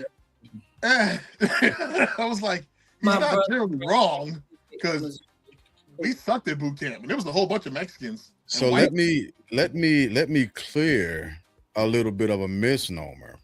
I don't want anybody to be confused about my whereabouts and goings ons in life, because I actually did grow up playing and swimming in creeks and ponds and lakes and all that other good stuff out in Pacific, Missouri with my grandparents. You said Pacific, okay. I stayed in creeks. I stayed in ponds. There was a summer I went out to the Pacific. Me and my cousin Bobby, we swam every single day at Pacific City Park. Every single day we were there. Even if it was raining, we were walking from one part of that little country town to the city park, and I swam all the time. I grew up, bro. Appreciate it. Yeah, my sister swam up, but we did have the swim or die effect, right? But what I also wanted to say is, I think one of the reasons Black History Month is actually important is because we don't have statues of those fashions or that in that fashion that say hey continuously, right? As a concept, there are Black statues. Don't get me wrong. Don't get me wrong. But if we have the same amount that we should actually have, right, then it wouldn't be a thing. Right. I tell you when we can begin to actually get rid of our statues. We can and not just our statues, but I'll tell you when we can begin to get rid of Black History Month, and it's still hesitantly. That's when nobody in America can say, oh, they're the first Black ... Exactly. Exactly. I don't disagree with that. I don't disagree with that. Yeah. Well, now check this out. Here's the funny thing about when people talk about the Holocaust and American slavery. Everything in Germany that evolved around the atrocities committed in World War II, they got rid of, except for the concentration camps. But the swastika and anything else like that was a symbol of Adolf Hitler, they removed. Which they stole, the swastika, by the way. But go ahead. My bad. I said that the symbolism of the swastika, that was stolen. It was hijacked. Right. I went to South Korea, and anyway, I got you. Yeah. But anything that promoted the negativity, the ruthlessness, the evilness of Adolf Hitler was removed from Germany, except for the concentration camps. But yet in this country, we say we have to keep these Confederate statues, keep these Confederate names on these military bases, the flags and all of that. Yeah, because it's part of our American history. So a lot of times when it seems like, I'm a little jaded on certain issues, I don't see the equality of respect I know being given. You know what? If I was able to talk to the guy that did that video, the one thing I would tell him, I would say, American history is white history. Black history is how we survived. I've heard that. That's our history. So I look at that guy no more than a Herschel Walker. Wow. That's what he is. He's a Herschel Walker. Somebody put a microphone in front of me. It's like Malcolm X says. I can't remember the exact quote. He said they always go find somebody to speak differently or speak against us. All it takes is that one. Right, and he's actually in this video saying that we're lazy. Yeah. And we want to make an excuse for everything. But okay, wait. Let's be honest. He's the exception altogether. Exactly. He's the exception. So say that again, MK. He didn't say Black people as a whole, nor did he say African Americans. He specified what group and why they were in that group. So why didn't he say like Gen X? No, he said we were entitled. And when I went back to that part too, and I listened to that on the way here, because like I said, Gen X are lazy. I'm like, and then he goes, said Gen X are Hold on, Bruce. lazy, and he's literally from the laziest generation. Hold on, Bruce. Wait, I know that part. Hold up. He said in the category of niggas, those are with the Gen X they're entitled, and that whole category of people is lazy and blah blah blah blah blah. It was like he was saying black people are lazy. He goes, they're on their own, they're independent, they know what they want in X, Y, and Z. But like I said, he was saying the stuff, half of the stuff that we say at barbecues. Or at I don't know, because he also pushed a little bit of I don't know if y'all called it the I got a narrative of self-hate, right? Because he put himself in a category. He gave himself the top 20%, right? Of course he would. And then he also began to talk about the Uncle Toms, which he said people would classify him as. And then he began to go a little bit further down that rabbit hole, and he started talking about the Republicans, which people he also identified with because he hates them the most, right? I don't know if y'all called that, but he hates the most, the ones that he actually is generally lumped in with. And that became a bit of an issue to me, because if you, generally speaking, what humans do is when we identify something or someone, we latch on to the thing that we dislike about it because we recognize it within ourselves. So it's easy to pick out. It's low-hanging fruit. It's very much so low-hanging fruit. It's something that you cannot it's readily identifiable, and that's the thing that we will hate, right? And that's part of my personal theory about crime amongst ourselves, as well as when white people have crime amongst themselves. Please say that again. Yeah, please say that again. I get so sick of that. Yeah, it's one of the biggest definers is that we as people, we can it's a natural propensity to see something that you dislike and to be negative. And when you see a reflection of yourself and you see that disgust or that disdain, that thing that you dislike, that's what you're going to latch on to. And he latched on to that. And there was a certain part of that interview where he was trying to kind of say, this is what we are, we're flourishing, yada. But then again, the people that I'm going to identify with, I'm going to volunteer my services to this narrative once again, identify myself as this. I'm also going to begin to denigrate the worst. And that's what he began to do. And I found that odd. And then after that, it all went downhill. Unfortunately, But he would hit some points, and then it would go But right you know back what? down. Hold on. It went downhill when he picked up the microphone. Yeah. I see a bigger problem. Go This ahead. is why I won't belong to neither party. I see a bigger problem. And so I have a lot of stuff written down. Let's go to it. I also know that, listen to this. I also know that systemic racism and self-accountability are not mutually exclusive. Absolutely. This is why I don't belong to either political party, whether it's the Democrats or Republicans. It's funny how people such as this provocateur state, we have the greatest amount of opportunity and wealth, and we don't do anything with it. But the tragedy of a white woman's baseless accusation of a black man that destroyed a financially successful black community, quote, Greenwood in Tulsa, Oklahoma, is oftentimes forgotten. So on one hand, when we talk about systemic racism, they say we're complaining because it's never been truly addressed. But on the other hand, we have to show self-accountability. So in other words, it doesn't matter how many kilos of cocaine the CIA helps get to South Central or anywhere else in America, we still have to have the ability to say, yes, you've given our environment liquor stores and free kilos of cocaine that we can rock up and sell. Yeah. But we're going to still say no. Yeah. But per the book, the sociology book, what's more detrimental, the upbringing of a child or that child's environment? And I have said this repeatedly. If you grow up in a war zone, 9 times out of 10, you will not make it out. Period. Well, but with that, what you're saying, yeah, I agree with the accountability, my man. But the accountability, you know, when you don't have opportunities, and that's all you got, and that's all you see, the liquor stores, the drugs, Right. and you don't have no opportunities. We can't just glaze over the years and years of systemic racism, Jim Crow, redlining, That stuff is still going on today. Hold on, I wrote that Just down. because they could dress it up better, don't mean that it ain't there.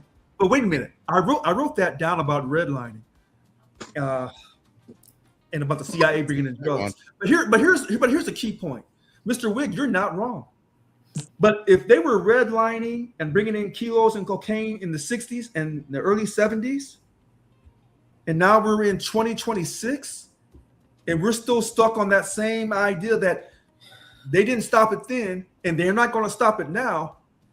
But so because they won't stop it, I'm going to continue to do all these vices after all these years of being experienced to this. At some point, how do you say, okay, I've done enough kilos of cocaine, I've done enough rock cocaine, even though I know that the border will stay open and they'll continue to bring drugs into my inner city? At some point, when do we say enough's enough? When does that ever happen for us? Yeah, and that's the part that I don't directly disagree with you on.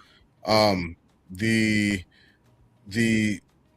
The hard part about a lot of that stuff is the cycle that we've begun to spun in, as well as the ability to make music from it, right?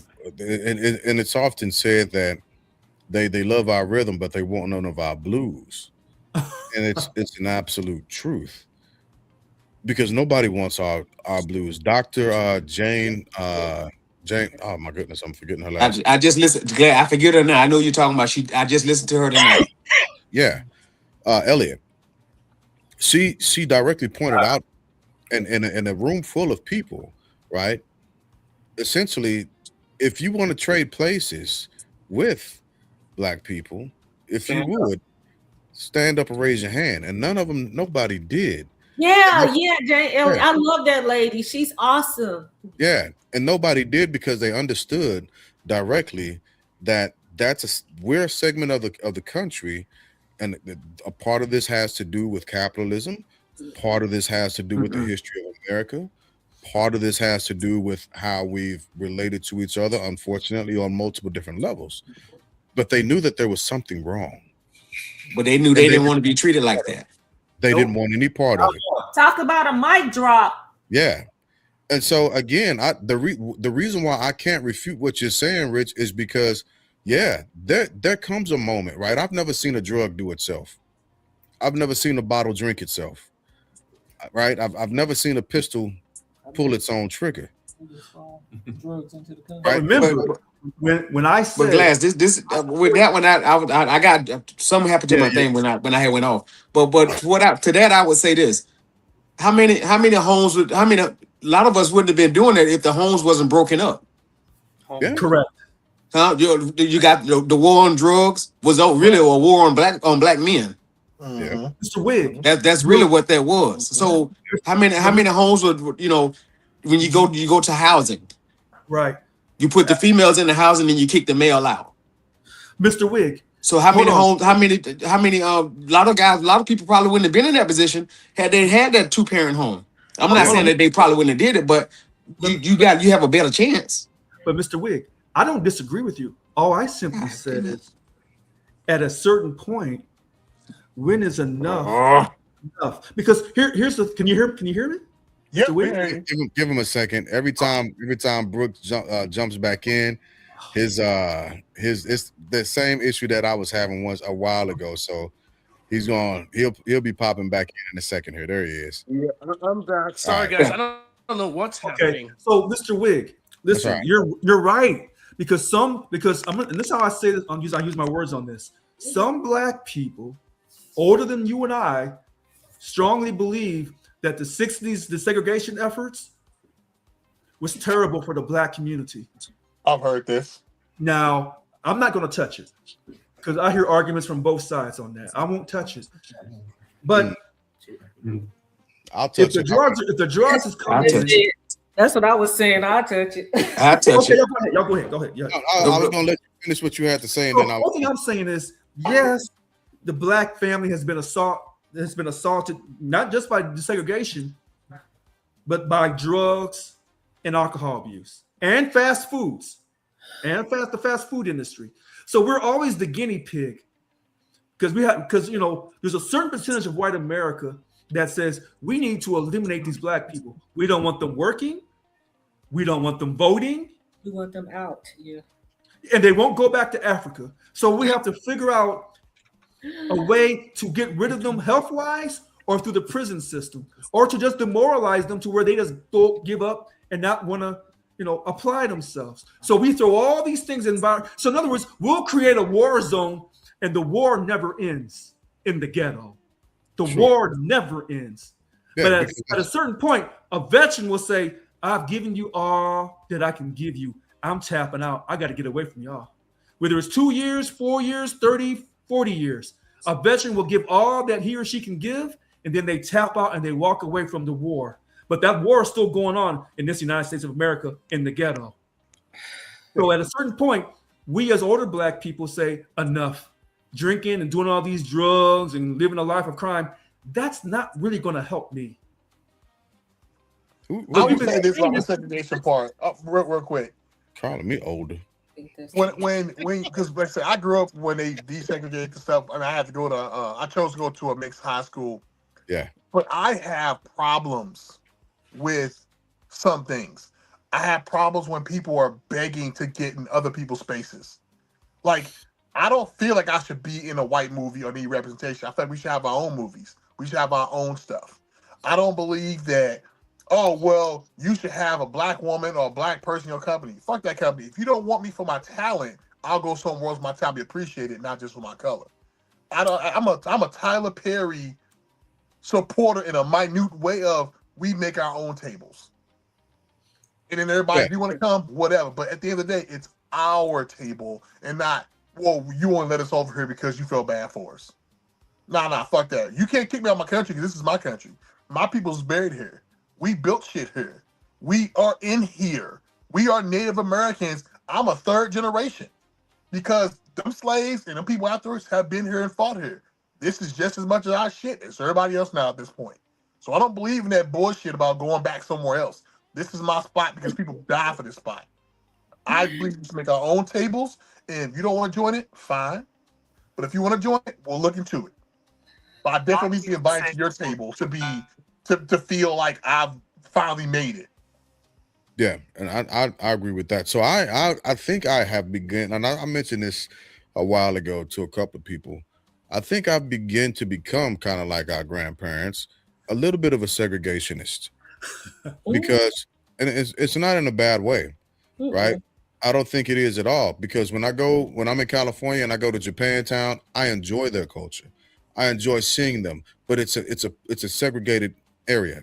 When I go to San Jose and I go to Koreatown, I enjoy their culture. I enjoy their people, but it's still segregation. If I'm in San Diego and I go to Little Italy, hey, that's still a form of segregation, right? If I end up going to Mountain View, going to downtown Mountain View, there's a strip of bars that are Irish pubs. I enjoy those places as well.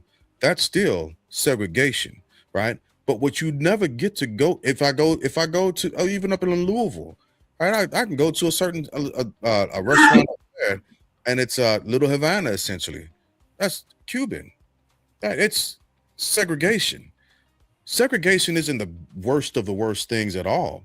They're segregated because they're maintaining their economic stances and they're pooling their power to perform what they want their politics to do and be as a community. We have not done that. And every time. Wait, have we? Because like we do. You know what? You know what? Like that. Yeah, you know what? You know what? I take that back. We have done that, and it got destroyed. Yep. It got destroyed. I take that back. It wasn't Exactly. just, hold on. Every time. It was not just Tulsa, Oklahoma, and Greenwood. Oh, it was. From what I was told, history says that a lot of our successful professional black artisans in Harlem, that Harlem had it going on, even with the black gangsters in Harlem. They all worked together, and that got kind of destroyed. Sure. And so what I'm saying is we've done it before. Yeah. Right. And it was I got your message. It was so segregation when it comes to pulling your community together, right? there are spaces where we do need to be monolithic. And that's saying that this is our table. And if you want to come over here and you want our economics, well, then these are the rules that you have to play by. Well, Mr. Glass, if you say that, then I have to go back to what Mr. Wiggs said about the importance of systemic racism. If you say that about pulling our money together, well, first of all, these other immigrants you talked about were not brought over as slaves based on being inferior. And then the second thing is, if you talk about pulling all of our money together, quote, in the black communities, then we can't have no political party. We have to be no party preference. Perfect. Because once we start to align to one party over another, then they try to make a fool out of us. Perfect. And I'm okay with us being politically androgynous. I am totally fine with that. Great word, androgynous. Yes. Fear of a black planet. Yeah. Because we've tried. Listen, assimilation didn't work. Assimilation didn't work. The reason why assimilation didn't work is because when it came to trying to mirror the culture that they had, our humanity was different, and we could not go to those lower levels. There's a lyric in an Outkast song. At the end of it, it says, "Take some people, put them in a land of snow." Talking about, and it's asking how low will you go? Take some people and put them in a land of snow. That's how low they'll go, right? So we can't conform to that, because that's not what our DNA, that's not what our culture, that's not what our microcosms have taught us for by and large, right? So there was no real culture to actually assimilate to that we could actually grasp onto while we were trying to do that thing. So I think, again, a little bit of segregation is an understandable tool. A little bit of segregation is an understandable tool and should be used to leverage and levy every playing field that capitalism interjects into our everyday lives. I just say tribalism. You like what you like, and you want to be around who you want to be around. The problem is people who you don't want around you, or who you don't want your tribe, get mad at that and try to make laws to be able to come into your tribe. And that's been the key. It's sort of off, it's often a good thing is, hey, we're trying to get everybody these rights.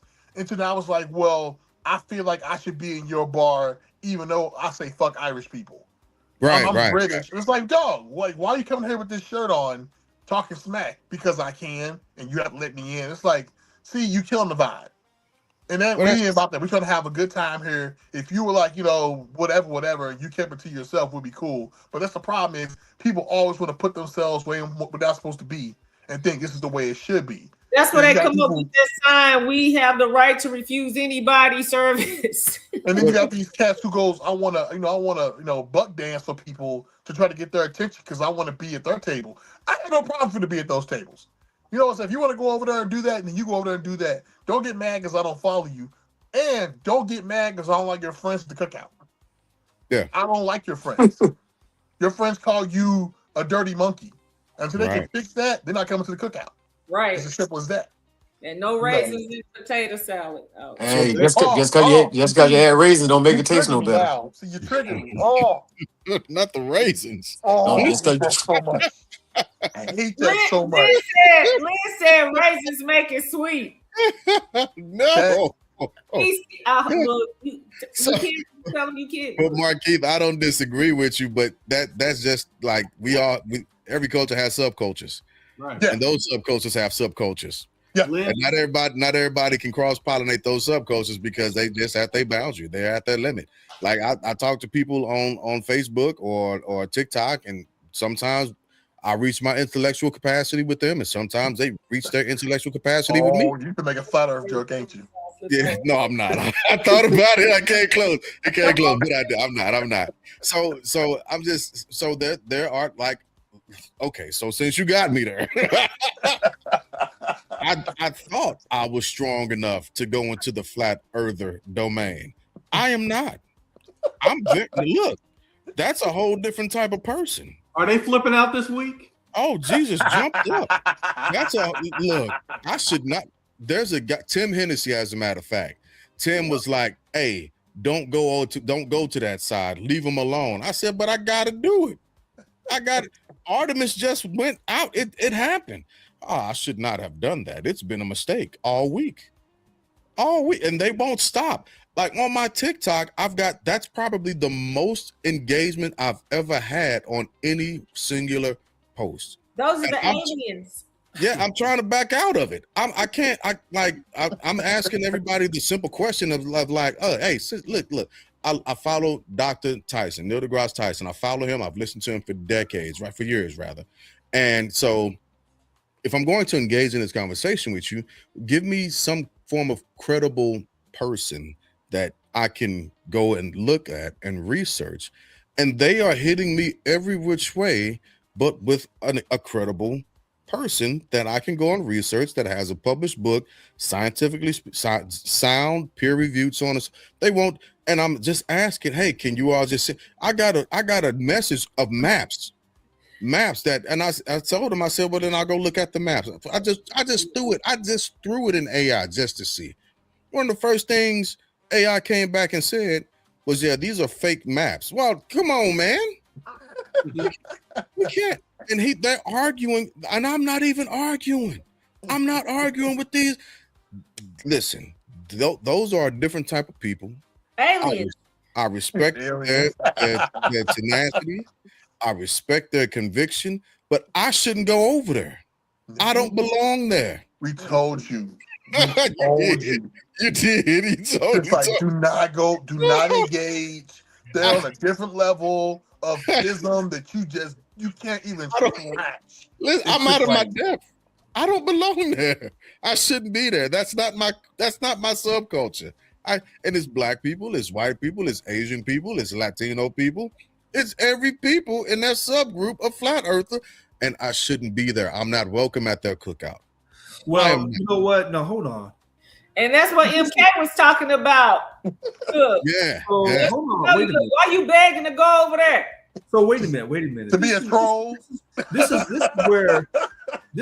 is where I don't talk so fast. So a lot of people come out saying all kinds of things. Some of that stuff's going to be true.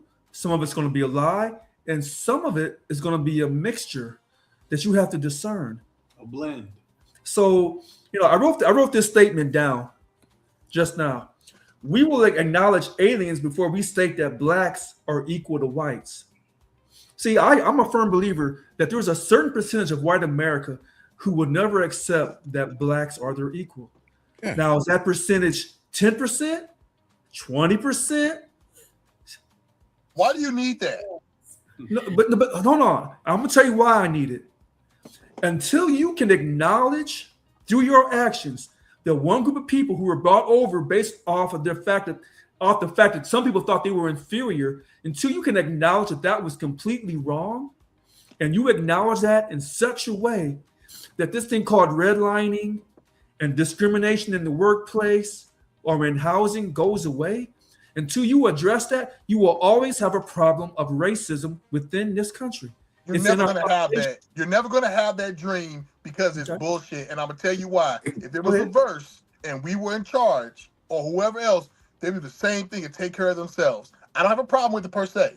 The same thing if you look at Indians who are coming over here now, adding jobs and getting their homeboys jobs from India and taking over those same spots that you and I have. And I goes, you know what? They're taking care of their own. I don't like it because it's affecting me and my culture. But at the same time, everybody does that. You should not need their acknowledgement. It's already been put into play. It's all in America about the slavery, the racism, everything else. The best thing you can do is make your own shit. And be about your own shit, your own people, and everybody else is gonna want to come over, or they're gonna leave you the fuck alone. So, and that's great for self accountability. Because what I'm trying to get everyone to understand is, when Mr. Wig got on me about self accountability, nobody said anything because he was talking about systemic racism. And what I'm trying to show is you have to address systemic racism and show self accountability. They're not mutually exclusive. In fact, they're related. They're husband and wife, actually. And it takes both. But I keep saying this. All these people who come to this country were not brought over on the fact that they were viewed as being property or inferior or put in ships, nor were they raped repeatedly and produced children for free labor. I keep saying And they still have their own names. Yeah. and they still have their own names, they still have their own culture, and most importantly, they have their language. Yes. So we cannot get a. So this is why part of me has a great deal of respect for my quote Black Democrats who are not going to let this go. I respect that, but I also respect the Black Republicans who say enough. We got to get it together. We can't be out here shooting drugs and calling each other the N-word on these songs and think these white folks are going to respect us. That ain't going to work either. They're right too. So I have a Both sides. Both sides. I have a question. Do you guys believe, or what percentage do you believe of Black people are drug users and alcoholics and rapists and criminals? I mean, because the way that we talked about it seems like it's the majority, but then it's like when we break it down, that's the group of people that we bring up. Well, I'll say this real quick. Black people do drugs at the same proportion as white folks. Amen. Amen, church. I don't believe that. I don't believe that at all. Jay Glass. That's the study that was there. It's a human issue. But whenever we're talked about, it's like that young guy said, what did he say, 60%? What percentage did he say? Unfortunately, yes. But that wasn't the worst category. Right. That's correct. Yeah, but it's just like most of the people that I know. Now everybody got family, but where somebody, it's just human nature, because you could talk about the Black people that's got the uncle that was on drugs or whatever, even though mine was from because he was a Vietnam vet and came back on opium. But anyway, but you can look at Ricky Lake and what's his name, Maury Povich. And just name any daytime talk show host, and I know that's exploited. Geraldo,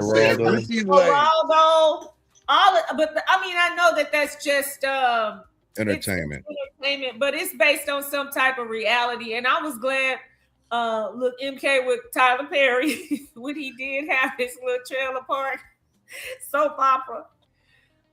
He was hitting everybody. So. But I hate that whenever you talk about Black people, and especially I went to a predominantly white college. I went to a white college, forget PWI.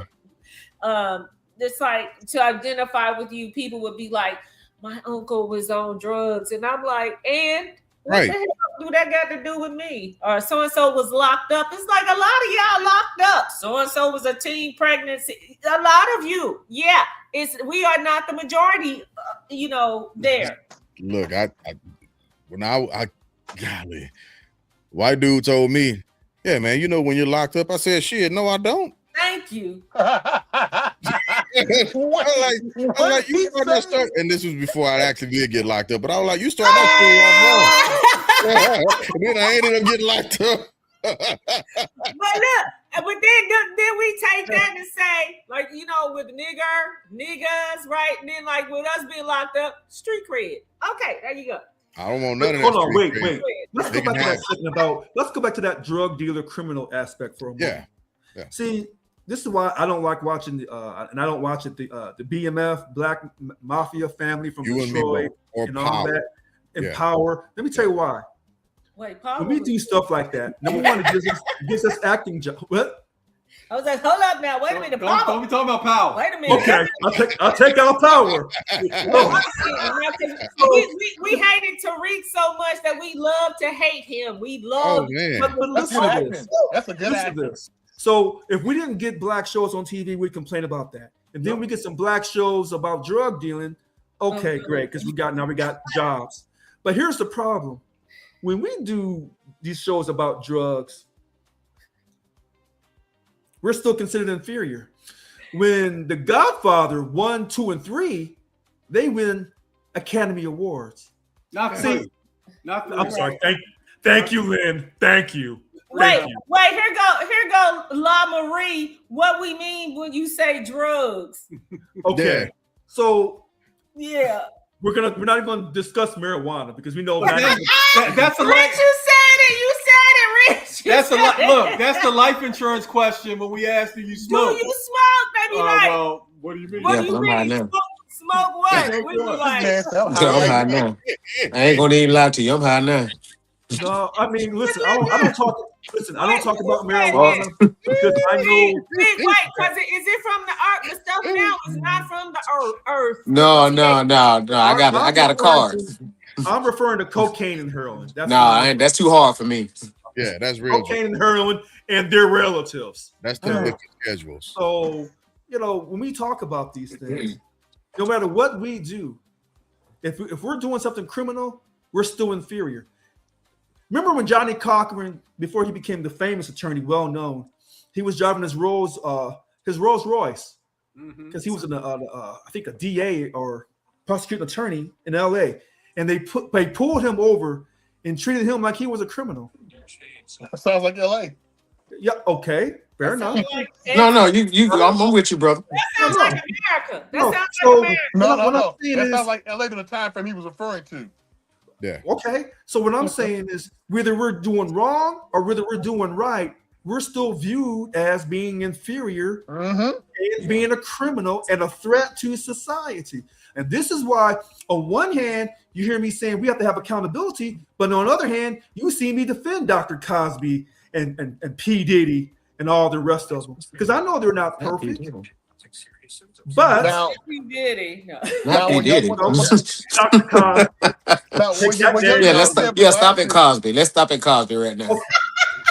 I had a friend that worked telling me. Richard, the We problem ain't gonna is get R. killing them. No. Richard, the problem is we're trying to defend the person, I think I need baby oil. but you end up trying to defend the behavior. Behavior. And nobody has a problem. I never had a problem with Bill until the street started telling me the way that Bill was behaving badly. Yeah. And that's the problem. So now with our folks, we got to silo the person from their behavior. Like we got to silo the music from the behavior. Which is what I did when I acknowledged that Jay-Z and them were writing geniuses. They're writing geniuses. These men can write. But the use of the N-word and some of the behavior they've exhibited. What about how they bankroll their businesses? How they bankroll the businesses? I don't even want to discuss that because but we got to. I don't want to stereotype and say, well, Eazy-E was just a drug dealer. There's a possibility that maybe he was a drug dealer. No, he was a drug dealer. This is confirmed. Okay. So there's a possibility that Jay-Z. We want easy. I mean, okay. Never mind. So there's a possibility. I'll walk away from easy. So there's a possibility that maybe Jay-Z was a drug dealer. There's that small. He was a drug dealer. Okay. So it's 50. So 2 out of all the hundreds of rappers use drug proceeds possibly to further their music business. They flipped it. They flipped it. Richard, that's the script. You do the illegal thing to go legit. Yeah, they flipped That's it. everybody. But unfortunately, you get killed or incarcerated before you get. I want everyone who's listening tonight to know that not every rapper is a drug dealer. Not every successful rapper used drugs to become successful. Because Will Smith did. They give up, Richard. Hey, they give up something. Ice Cube did. They give up something. Vanilla Ice. No, I'm just saying. I'm just saying. It's a very grim look on things. If that's the case, you're like, wow, nobody on their pure talent alone can just grow and don't have to do drugs or sell drugs and just be magnificent in their way and still grow their base in music and popular. It's a very grim looking at it like or this. 10 P Diddy parties. But remember, thank you, Mr. Brooks. Thank when you. that rap came out, they were just saying they were. It was a persona. It wasn't really them. Like not all rappers, just because they rapped about it, didn't mean it was necessarily true. And I was joking about like people like Vanilla Ice that came out and they was like, "Get the hell out of here!" After a while when they researched him. Yeah, but he wasn't rapping about killing and all this other stuff. Right. But he wasn't. When people see a formula, because that's everything in this world is formulaic. Any goal, any position you want to have, there's a formula. Like when I was talking about pro athletes going to the NBA, and they were finding all these other ways to get there. 85% of NBA players get to the NBA through college. And most typically a college that plays a lot on television. That's the formula. Now, can you get there another way? Absolutely. But the bankable formula, if you have the talent, is to go to a school like a Duke or a Kentucky so you can be on television. And then there you are. You find yourself in the NBA. Problem is, once you arrive in the NBA, the biggest thing is staying. Yeah. That's why they have a draft every single year. They got 60 job openings every single year, like clockwork, and they have openings for other people to come in and try out. But everything is formulaic. So when you see the Eazy-E's and the Jay-Z's that were doing, stuff, and then we're able to flip it into something legitimate, that's a path. So if I'm coming from the suburbs, and I got this rap moniker L Boogie, but I ain't never do no dirt, but I want to use the formula, I got to get up in front of that microphone in the studio and fake like, and that's where the script comes in. You did that. Exactly what you said. People do their due diligence, and we're like, wait a minute, this dude went to private school. Yeah. This dude, his dad is half a billionaire. All of a sudden that's what ends up happening. But we're all following a formula. Like the stuff that we get accused of doing that we've mastered or whatever, guess who we learned it from? Now, we don't own white collar crime, but if we ever did own white collar crime, who we learn it from? Whites. Yeah, exactly. Well, hold on. Now that you said that, then I would say the same thing about Dr. Cosby and the drugging of women, because black men don't drug women. That is We correct. use our mouthpiece. That was a learned behavior that he picked up in the white culture, Hollywood. Because did you know how Cosby got started? Probably from slavery. You know how he got started in Hollywood? No, they was doing that way before slavery. Drugging women and No, he was a stunt man. What's that? He was a stunt man. Before he was an actor, he was a stunt man. I did not know And that. he started getting in with the people, the movers and shakers. He surveyed the land and started, working with the power brokers, and then got in where he fit in. But before So he was a stunt man before a comedian? Huh? Was he a stunt man before he became a comedian? Yeah, pretty much. He was a stunt man before he became a comic. That was his way in. Okay. And then once again, you're cracking jokes as a stunt man, and then all it takes is one person to say, you know what? Come to the Laugh Factory or whatever, and then boom. And then you parlay that into, okay, this guy can make people laugh. Let's put him in a comedy. But I just want to let you guys know there are 24 starting players who went to Duke, starting NBA players right now. And there are 8 from North Carolina. 32 out of 60 possible positions from Duke and North Carolina in the NBA currently right now. So yeah, it's a smart way to go. Yeah. So, I mean, you're talking over 50%. Yeah. So wait, check this out. So this is where it gets tough. So when Mr. Wig was talking about, well, hey, we have the systemic racism and stuff and how it's affected us. Let me show you a clear example of this. Our HBCUs would love to get, quote, all this amazing black talent into their schools and make it to the NCAA. Yeah. But they'll never get those types of highly athletic black men because the script is already written. So instead of fighting the status quo, saying we're going to go to these HBCUs and raise their level of awareness, we're going to continue to go to Duke and North Carolina and Michigan, UCLA, and anywhere else because we know that's a faster way to get to the NBA. So on one hand, we're talking about, we want to be recognized and we want to uplift each other. But on the other hand, hey, I'm going to find the fastest way to get me to that money. If that means going to Duke, or if that means me saying the N-word every third word on the record, because the record producer will more than likely want to produce that record, well, then that's what I will do. Well, in that case, you have become a real American. You're chasing the money. And I understand what you're saying. I kind of agree with you, but I'm looking at it like, hey, think about it. There's only 60 spots available, and 32 of them are from those two schools. 32. 32 came from Like, those two schools. That's a factory of success. That's like, hey, look at the actual metric here. If you go to those schools, one or the other, and Right. you thrive, it's kind of, again, over 50%. We're starting in the NBA right now, as of today. Like, that's a factor of how I can be successful. question. That's incredible. You got to follow the formula. I can't blame anybody for following the formula. So let me ask you a question. Is in a sense, is that a form of nepotism? What? How so?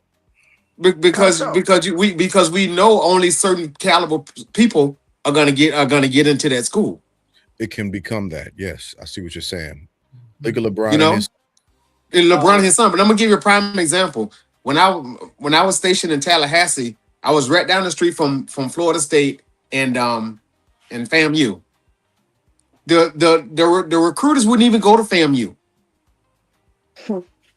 They wouldn't even, and FAMU is less than 2 miles down the street.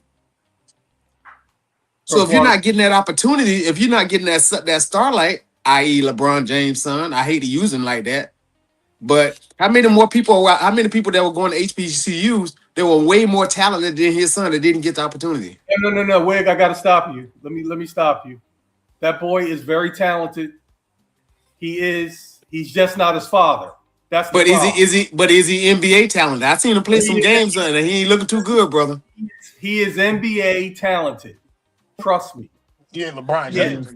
But Lynn, Yeah. I think what Mr. Wig is saying, he's kind of going to the underneath about, hey, if we're going to be successful as a community, and as Jay Glass said, we have to pull our resources. Well, if you can't even pull your resources to go to an HBCU, Right. so that NBA and NFL, Major League Baseball will take time to even come to an HBCU, we can't even get that right.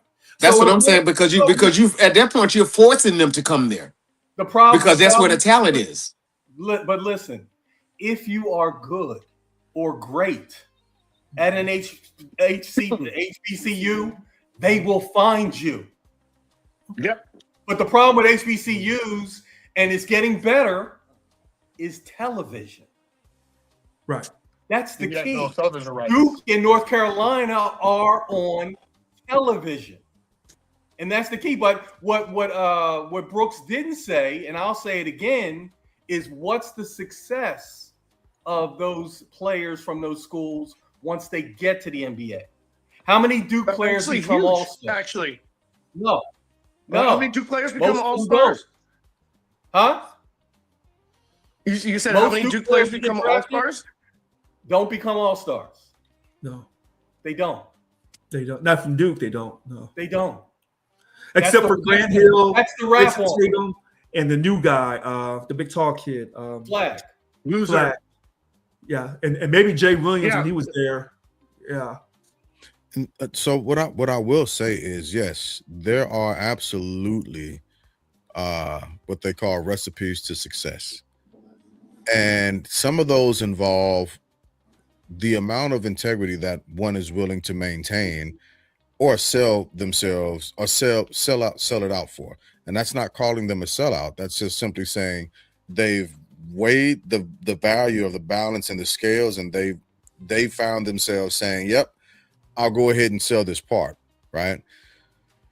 Hell, take the podcast, for instance, right? We could be talking about some real ratchet shit. I could have a pole in the background. I could have Girl twerking. Or Yeah, boy yeah. twerking.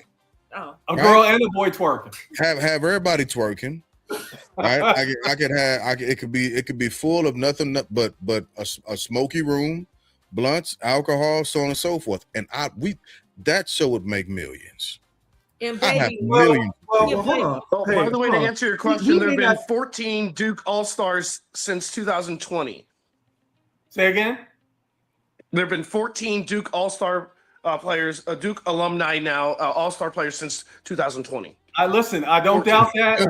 But that's not most of them. That's not most of them. I mean, they He's not. represent. Think about it. Just Duke alone, 24 out of 60.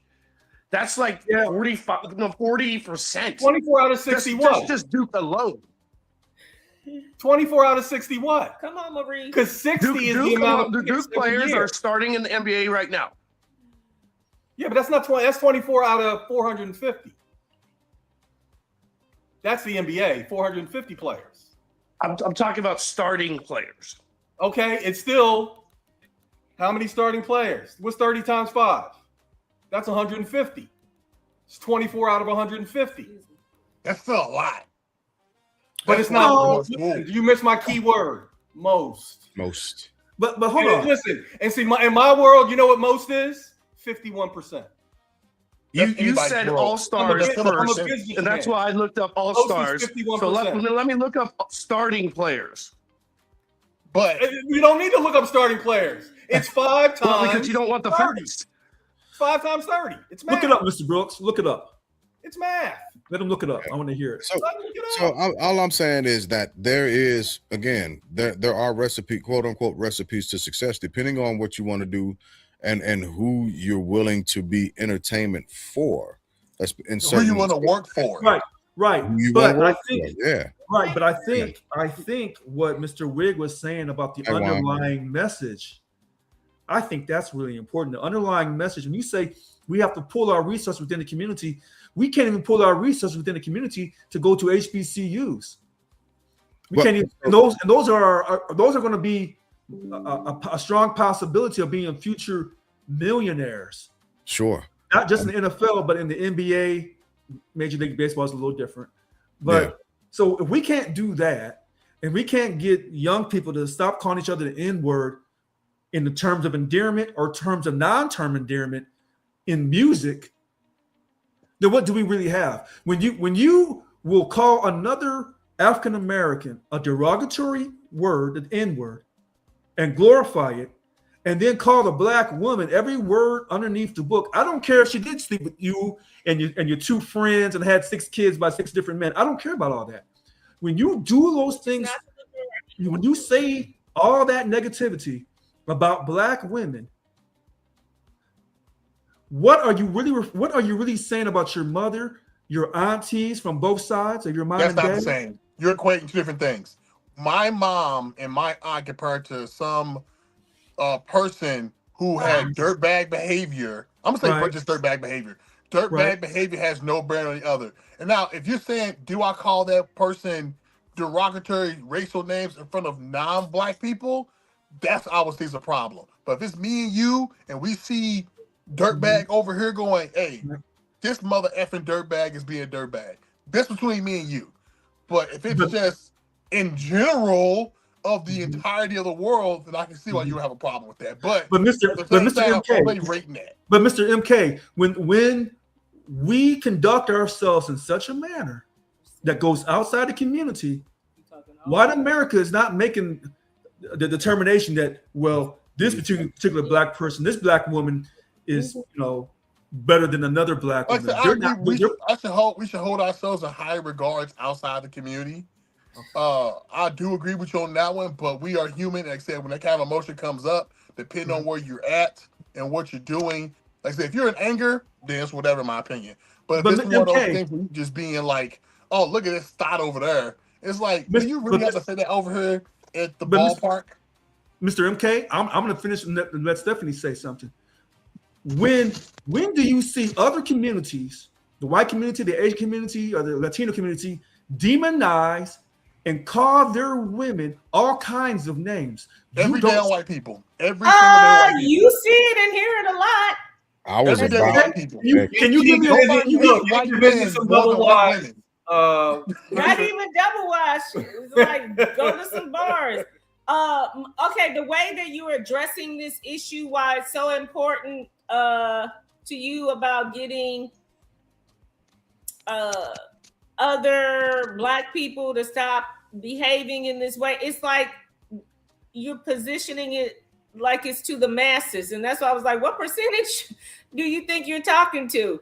Do you understand what I'm saying? It seems like if you get people to stop calling people niggas with all the different endings, that it'll be world peace or something. When are you talking to the masses, or who are you talking to? The majority of us? What are we? Because that's what it sounds like.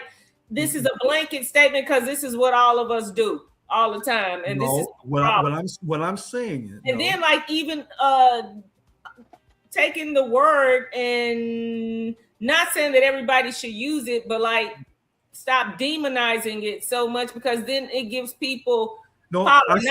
People should just openly say it, but just maybe our responses, some of us, No, I said No. I said demonizing black women.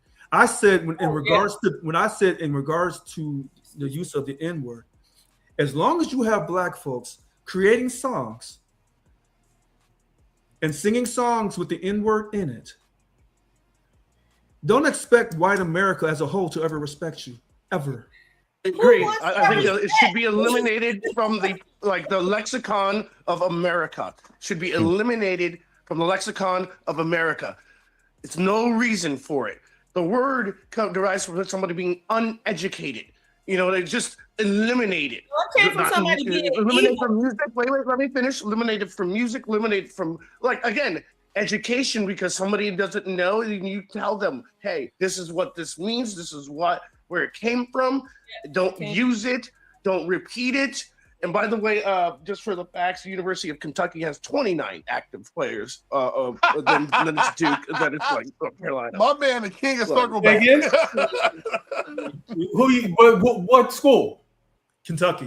University. Did I say Kentucky? I said Duke. University of Kentucky. Yeah. I said Duke. It's University of Kentucky, and then it's Duke. I said Duke. I'm just telling you what the facts. Okay, University and of I'm Kentucky, telling 29. you, I said Duke. Yes, Duke has Those 24. Dukies don't pan out. That's all I'm saying. That's incorrect. Look, It's just, no, he said that's incorrect. My God, I'm a Buckeye dude. Ohio State for life. Screw the team up north that just won the national title. But all right, let me ask you this, I'm Brooks. telling you Brooks, just the Brooks, facts. Brooks, I know the facts hurt. Are both it's Boozer tough. brothers getting drafted this year? Yes. The little one You'll see. will be back at Cameron and more. Oh, okay. Yeah, but he's the little one. I guess I'll say both Boozer. Hey, Cleveland Cavaliers drafted Carlos Boozer, their dad, right? And I'm pretty dang. Huh? I'm aware, but both of them ain't get drafted this year. I mean, if they both decide to go into the draft, they will. Listen, Brooks, I'm telling you what I believe. That's all. Okay. I got a gentleman's bet with you for $1. This is what I believe. I got a gentleman's bet for $1. If both of them want to go out in the draft, they will get drafted. That's what I know. If you are struggling with gambling addiction, please call. I'm not trying to make light of anybody's addiction. I don't know the number. Oh my goodness. That's messed up, man. But we gotta dip. I don't want to keep my guest waiting too much longer. Who's here with me? Don't let peer pressure intimidate you. No peer pressure. I'm down here by my lonesome still. Stand your ground. Yeah, I know, right? I know. Just gotta let me be great sometimes. Damn it. Nah, that's not what it is. But usually we do around the horn, and we'll do around the horn. We'll take a few ticks because we didn't do it last week, and I don't want to get in the habit of not doing around the horn. So we'll go around the horn real quick, and we won't start with me, but we will start with Marquis MK. What am I supposed to be doing here? Oh yeah, around the horn. So just if you want to summarize where you stand on the topic or anything in general, how your day went, and if you just want to punch somebody in the face, you just got to sum it up in 30 quick seconds. All right. Well, one, violence is not the answer. What? I am very much into peace. And for the subject matter, I think it's more nuanced than that, but it's a learned behavior that we do discuss amongst ourselves. It should not be publicized but I can't get mad about if it's joked about. So I have a sense of humor. And as for my day, hey, I'm just glad to be here, man. I can dig it. And he can swim. No. Well, I had to. It was part of my job, so I had to do that. He's a lifeguard. Cool. My brother Brooks. All right. Really quick, 30 seconds. Probably let me put myself back on camera. N-word should be gone from the lexicon of the human existence. I can swim. University of Kentucky, again, 29. And then go Buckeyes, just because, screw Kentucky anyway. Let's see. Actually, I like Kentucky. I'm not really, they have the greatest party source. Is the greatest store I've ever seen in my life. Let's see. This 25-year-old, we should never talk about him again. Yeah, boo. Let's see. Otherwise, love you guys all. You guys are awesome. You know what I mean? Super great. Always hear from your perspectives. And let's go and have a kick-ass week the rest of this week. I can dig it. All right, Rich. Okay. Overall, we've been in the war zone from the time we arrived. It's no easy fix regarding our image as African Americans. No easy fix with just one answer regarding self-accountability without addressing systemic racism. It's not enough. It's going to take a lot of work. And I will simply say this. It's easier getting tickets to the Masters or an invitation to a secret society ritual sex orgy than getting Americans to acknowledge that we are not a country of immigrants. Thank you very much. I'm President Richard Lewis Brown. April 8th, 2026. No party preference. Wow, that last report, man, that's a little bit much. And he can a lot. No water preference. All right. I'd like to make a statement if I could. Yes. Most drafted Duke players do not become NBA All-Stars. While Duke has a high volume of draft picks, particularly under Coach K and now John Shire, elite All-Star status is rare. Though they produce a high number of solid NBA starters and key contributors, elite, consistent All-Stars like Jason Tatum are exceptions rather than the norm. Just bitter. I'm in the business just bitter. of informing and educating. That's what I do. I'm telling you what I believe about the Boozer brothers, but what I know about Duke is what I know. I commend your pettiness. I'm not being petty. Hopefully he will take this. Hopefully he will take this knowledge. Hopefully he will take this knowledge and go somewhere when he's spouting about the Buckeyes and make a shit. Hey, I'm the one who has an undergrad and a master's. Around the horn. Let's go. It's his around the horn. It's his around the horn. All right, fine. Go. Okay, so petty. What I would do is the young man we were talking about, I would put my arm around his shoulder and talk to him ever so gingerly and give him just a little bit of big sister advice or whatever. And, let him continue to do what he, not allow him or let him, but he'll continue to do what he does, and life will teach him. The other thing is always be yourself. And whether white people or black people, whoever, if they're not your cup of tea or if you're not theirs, then you're going to be all right. And the last thing is cue that music, Jay Glass. Oh, I can't do it. I can't do it. I'm just saying. I look at man. Look, just the intro, just the music, and see if anybody will get it. Okay, I'll hit it real quick. Like I want to see Richard's face, but I don't know if he'll get it. Okay. Oh, hold on, give me a second. I'll just say it was my workout song when we. I'm trying to stop it now. Okay. So wrong and so Master P. Who recognizes that? Master P. See That's murder C now. Let's Murder. put Master P and C Yeah, Murder he in on. there. Yeah. Who doesn't recognize it? I didn't recognize it. Yeah. Bro, I had that CD. Over P. Hey, MK, but like, is that a hype song? Yes, it is. That's a hype song. I'm And about to flip my table over. What you talking about? when you weak, I was so surprised the first time I heard that when back in the day when I was like going out, and I was like, whoa!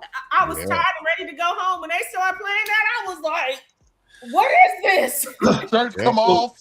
You just get So- crunk. Like, See, hold on. See, I'm consistent, and see, Mr. Glass will tell you, That's I'm already R&B. on. I'm R&B, rock and roll, I'm just R&B, reggae. I'm and jazz. I'm If there's consistent. ever a time when you are just feeling a little down or need a little I've been playing some Jay-Z every now and then. Yeah, No, but- I'm just saying this song. Jay Glass, is this song the hype song? That's a hype song for sure. I got No. kicked out of a couple of clubs listening to that song. It's like it puts you on a whole nother level. When our trainer Yeah. found out that was my hype song, he was like, But I you know, said, it takes hey. a lot to get me there. That will take me there. That's but you know, hey, but you know what rap music, what I've noticed with rap music, see, some people, I'm not referring to you, Stephanie. Some Yeah. people use music to get them inspired. I got it automatically. I need something to cool me down. I need something to mellow me the fuck out. well, this is I gonna don't need rap music to That's what accelerate I'm my saying. blackness. I need something to a calm me whole down. other level. If you Something that calms me down, that puts me in a happy place, and that's why I do R&B, Oh. reggae, rock and roll. You know, well, yeah, I we need something to- love different genres too, but in the gym, and if the gym. if, Yeah, if you are hurting and want to cuss out your trainer, you know, right, you want right. to throw up, put Yeah. that on. You'll Well, do a couple sets. If I'm in the gym and I'm hurting, and the rock and roll and the R&B can't get me there, then I go to Motown. And I know Smokey Robinson, and the Temptations, and Diana Jay Ross, and West, Supreme. send him this You'll get me song. there. And Barry White. We all get it the way we get it, and how we get it the way you do you. What I would say, my quick around the horn is 20 years from now. Look, the internet's forever, and 20 years from now, that same video that he put out to get famous from is going to quite possibly make him cringe. And he's going to quite possibly want to get that thing taken down and nobody ever see it again. Especially the into politics. That's what I said. Life will teach him. Yeah. Yeah. He'll be And hired by the Republican Party, and he'll be on TV. It's possible. It's possible. But sometimes we die 1,000 deaths because of the words that come out of our mouths that we cannot take back. Yeah. We're forced that. One of the best scenes in a movie to me was on 300 when King Leonidas looked over at the guy that was thrown away, right? And that's who this guy reminds me of. He looks like he tried to fit into a specific segment, but because he was thrown away by other segments, by other subcultures that didn't accept how he is, right? Well, he said it though. Yeah, and he did. He absolutely did. And King Leonidas looked over at the person that was thrown away. He said, "I hope you live forever." The messenger. Yeah, the messenger. He said, "I hope you live forever." And that's in a very similar instance. I hope he lives forever. Yeah. To have to understand that sooner or later somebody's going to point at him and say, "Well, he said you guys are ellipses," because he just became their one. In my life. Well, He just became their positioning. but he has to share that. He has to share that role with Jason Whitlock and a few other Black conservatives. So That's fine. And I don't disagree with that at all, because there's always one.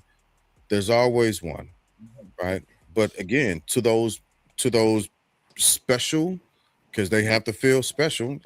Even in Django, they were talking about the special type, right? Mm-hmm. So, if that's what made him feel special, right? I hope he's able to wear that scarlet Lord letter help him. for forever and ride out, because the internet's for forever.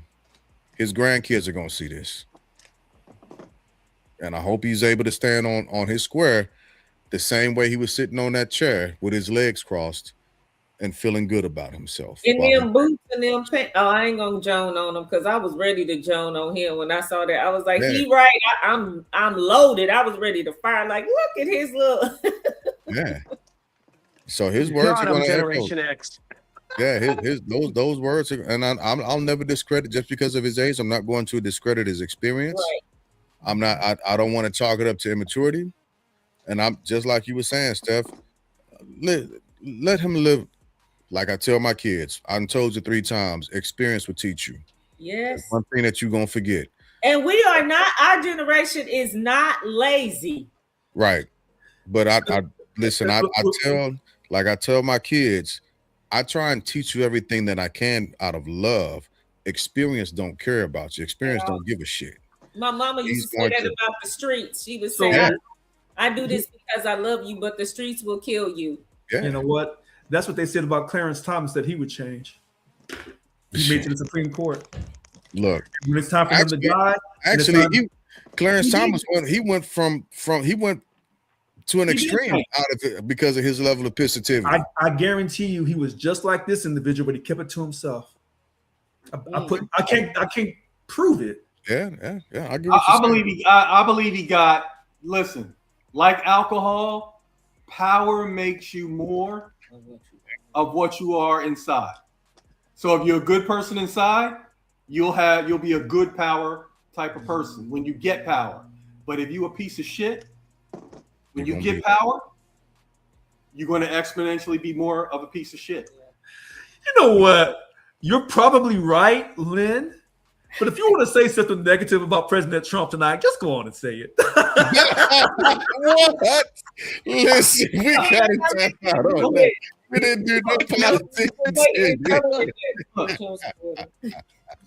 We will. Listen. My thing is about Clarence because I saw him get in, right? And you thinking, we got you. We're thinking logically, Thurgood Marshall. Yeah, I never thought that about him, but I did. Oh, okay. I did. I fell for the okey doke. Yeah, he shut the door, and all he did was get in there and then say, and then want to burn the affirmative action bridge that he crossed. Right after he crossed it, he wanted to pour gasoline on it and light it afire and say, and I'm like, are you kidding me? He shut the door. I was in Germany when all that came out, when he got nominated. And all the black folks in the military was like, oh, yeah, let's put him in. And I heard what Anita Hill was saying. And I don't know if I fully believed her or what. But I said, he's the wrong person. And all the black folks jumped on me over at Ramstein. They all got mad at me, all my black military members around me. Yep. I said, he ain't it. He's not it. He can show the world. And if you circle them up today, they'd be like, damn, Rich. They would say that, no, we told you he wasn't no good. That's what they would do. Oh, they would change their story. Yeah, they spin that right back. That's how the Air Force is rolling. Oh, they flipping. Oh, they waffling. Let me end this. Hey, we as always. Go offline right now. Yeah, go offline. We absolutely appreciate y'all for coming and hanging out with us and hopping into the conversation. Could have been anywhere else in the world. You decided to be with us, and we appreciate that. With that, we appreciate you for it. With that being said, we're finna go backstage for a little bit. The link has already been posted. We'll be on for a few minutes here. I'm finna see if I'll get another guest on. We'll see. But whatever the case, thank y'all for coming out. God bless and good night. Have a good one.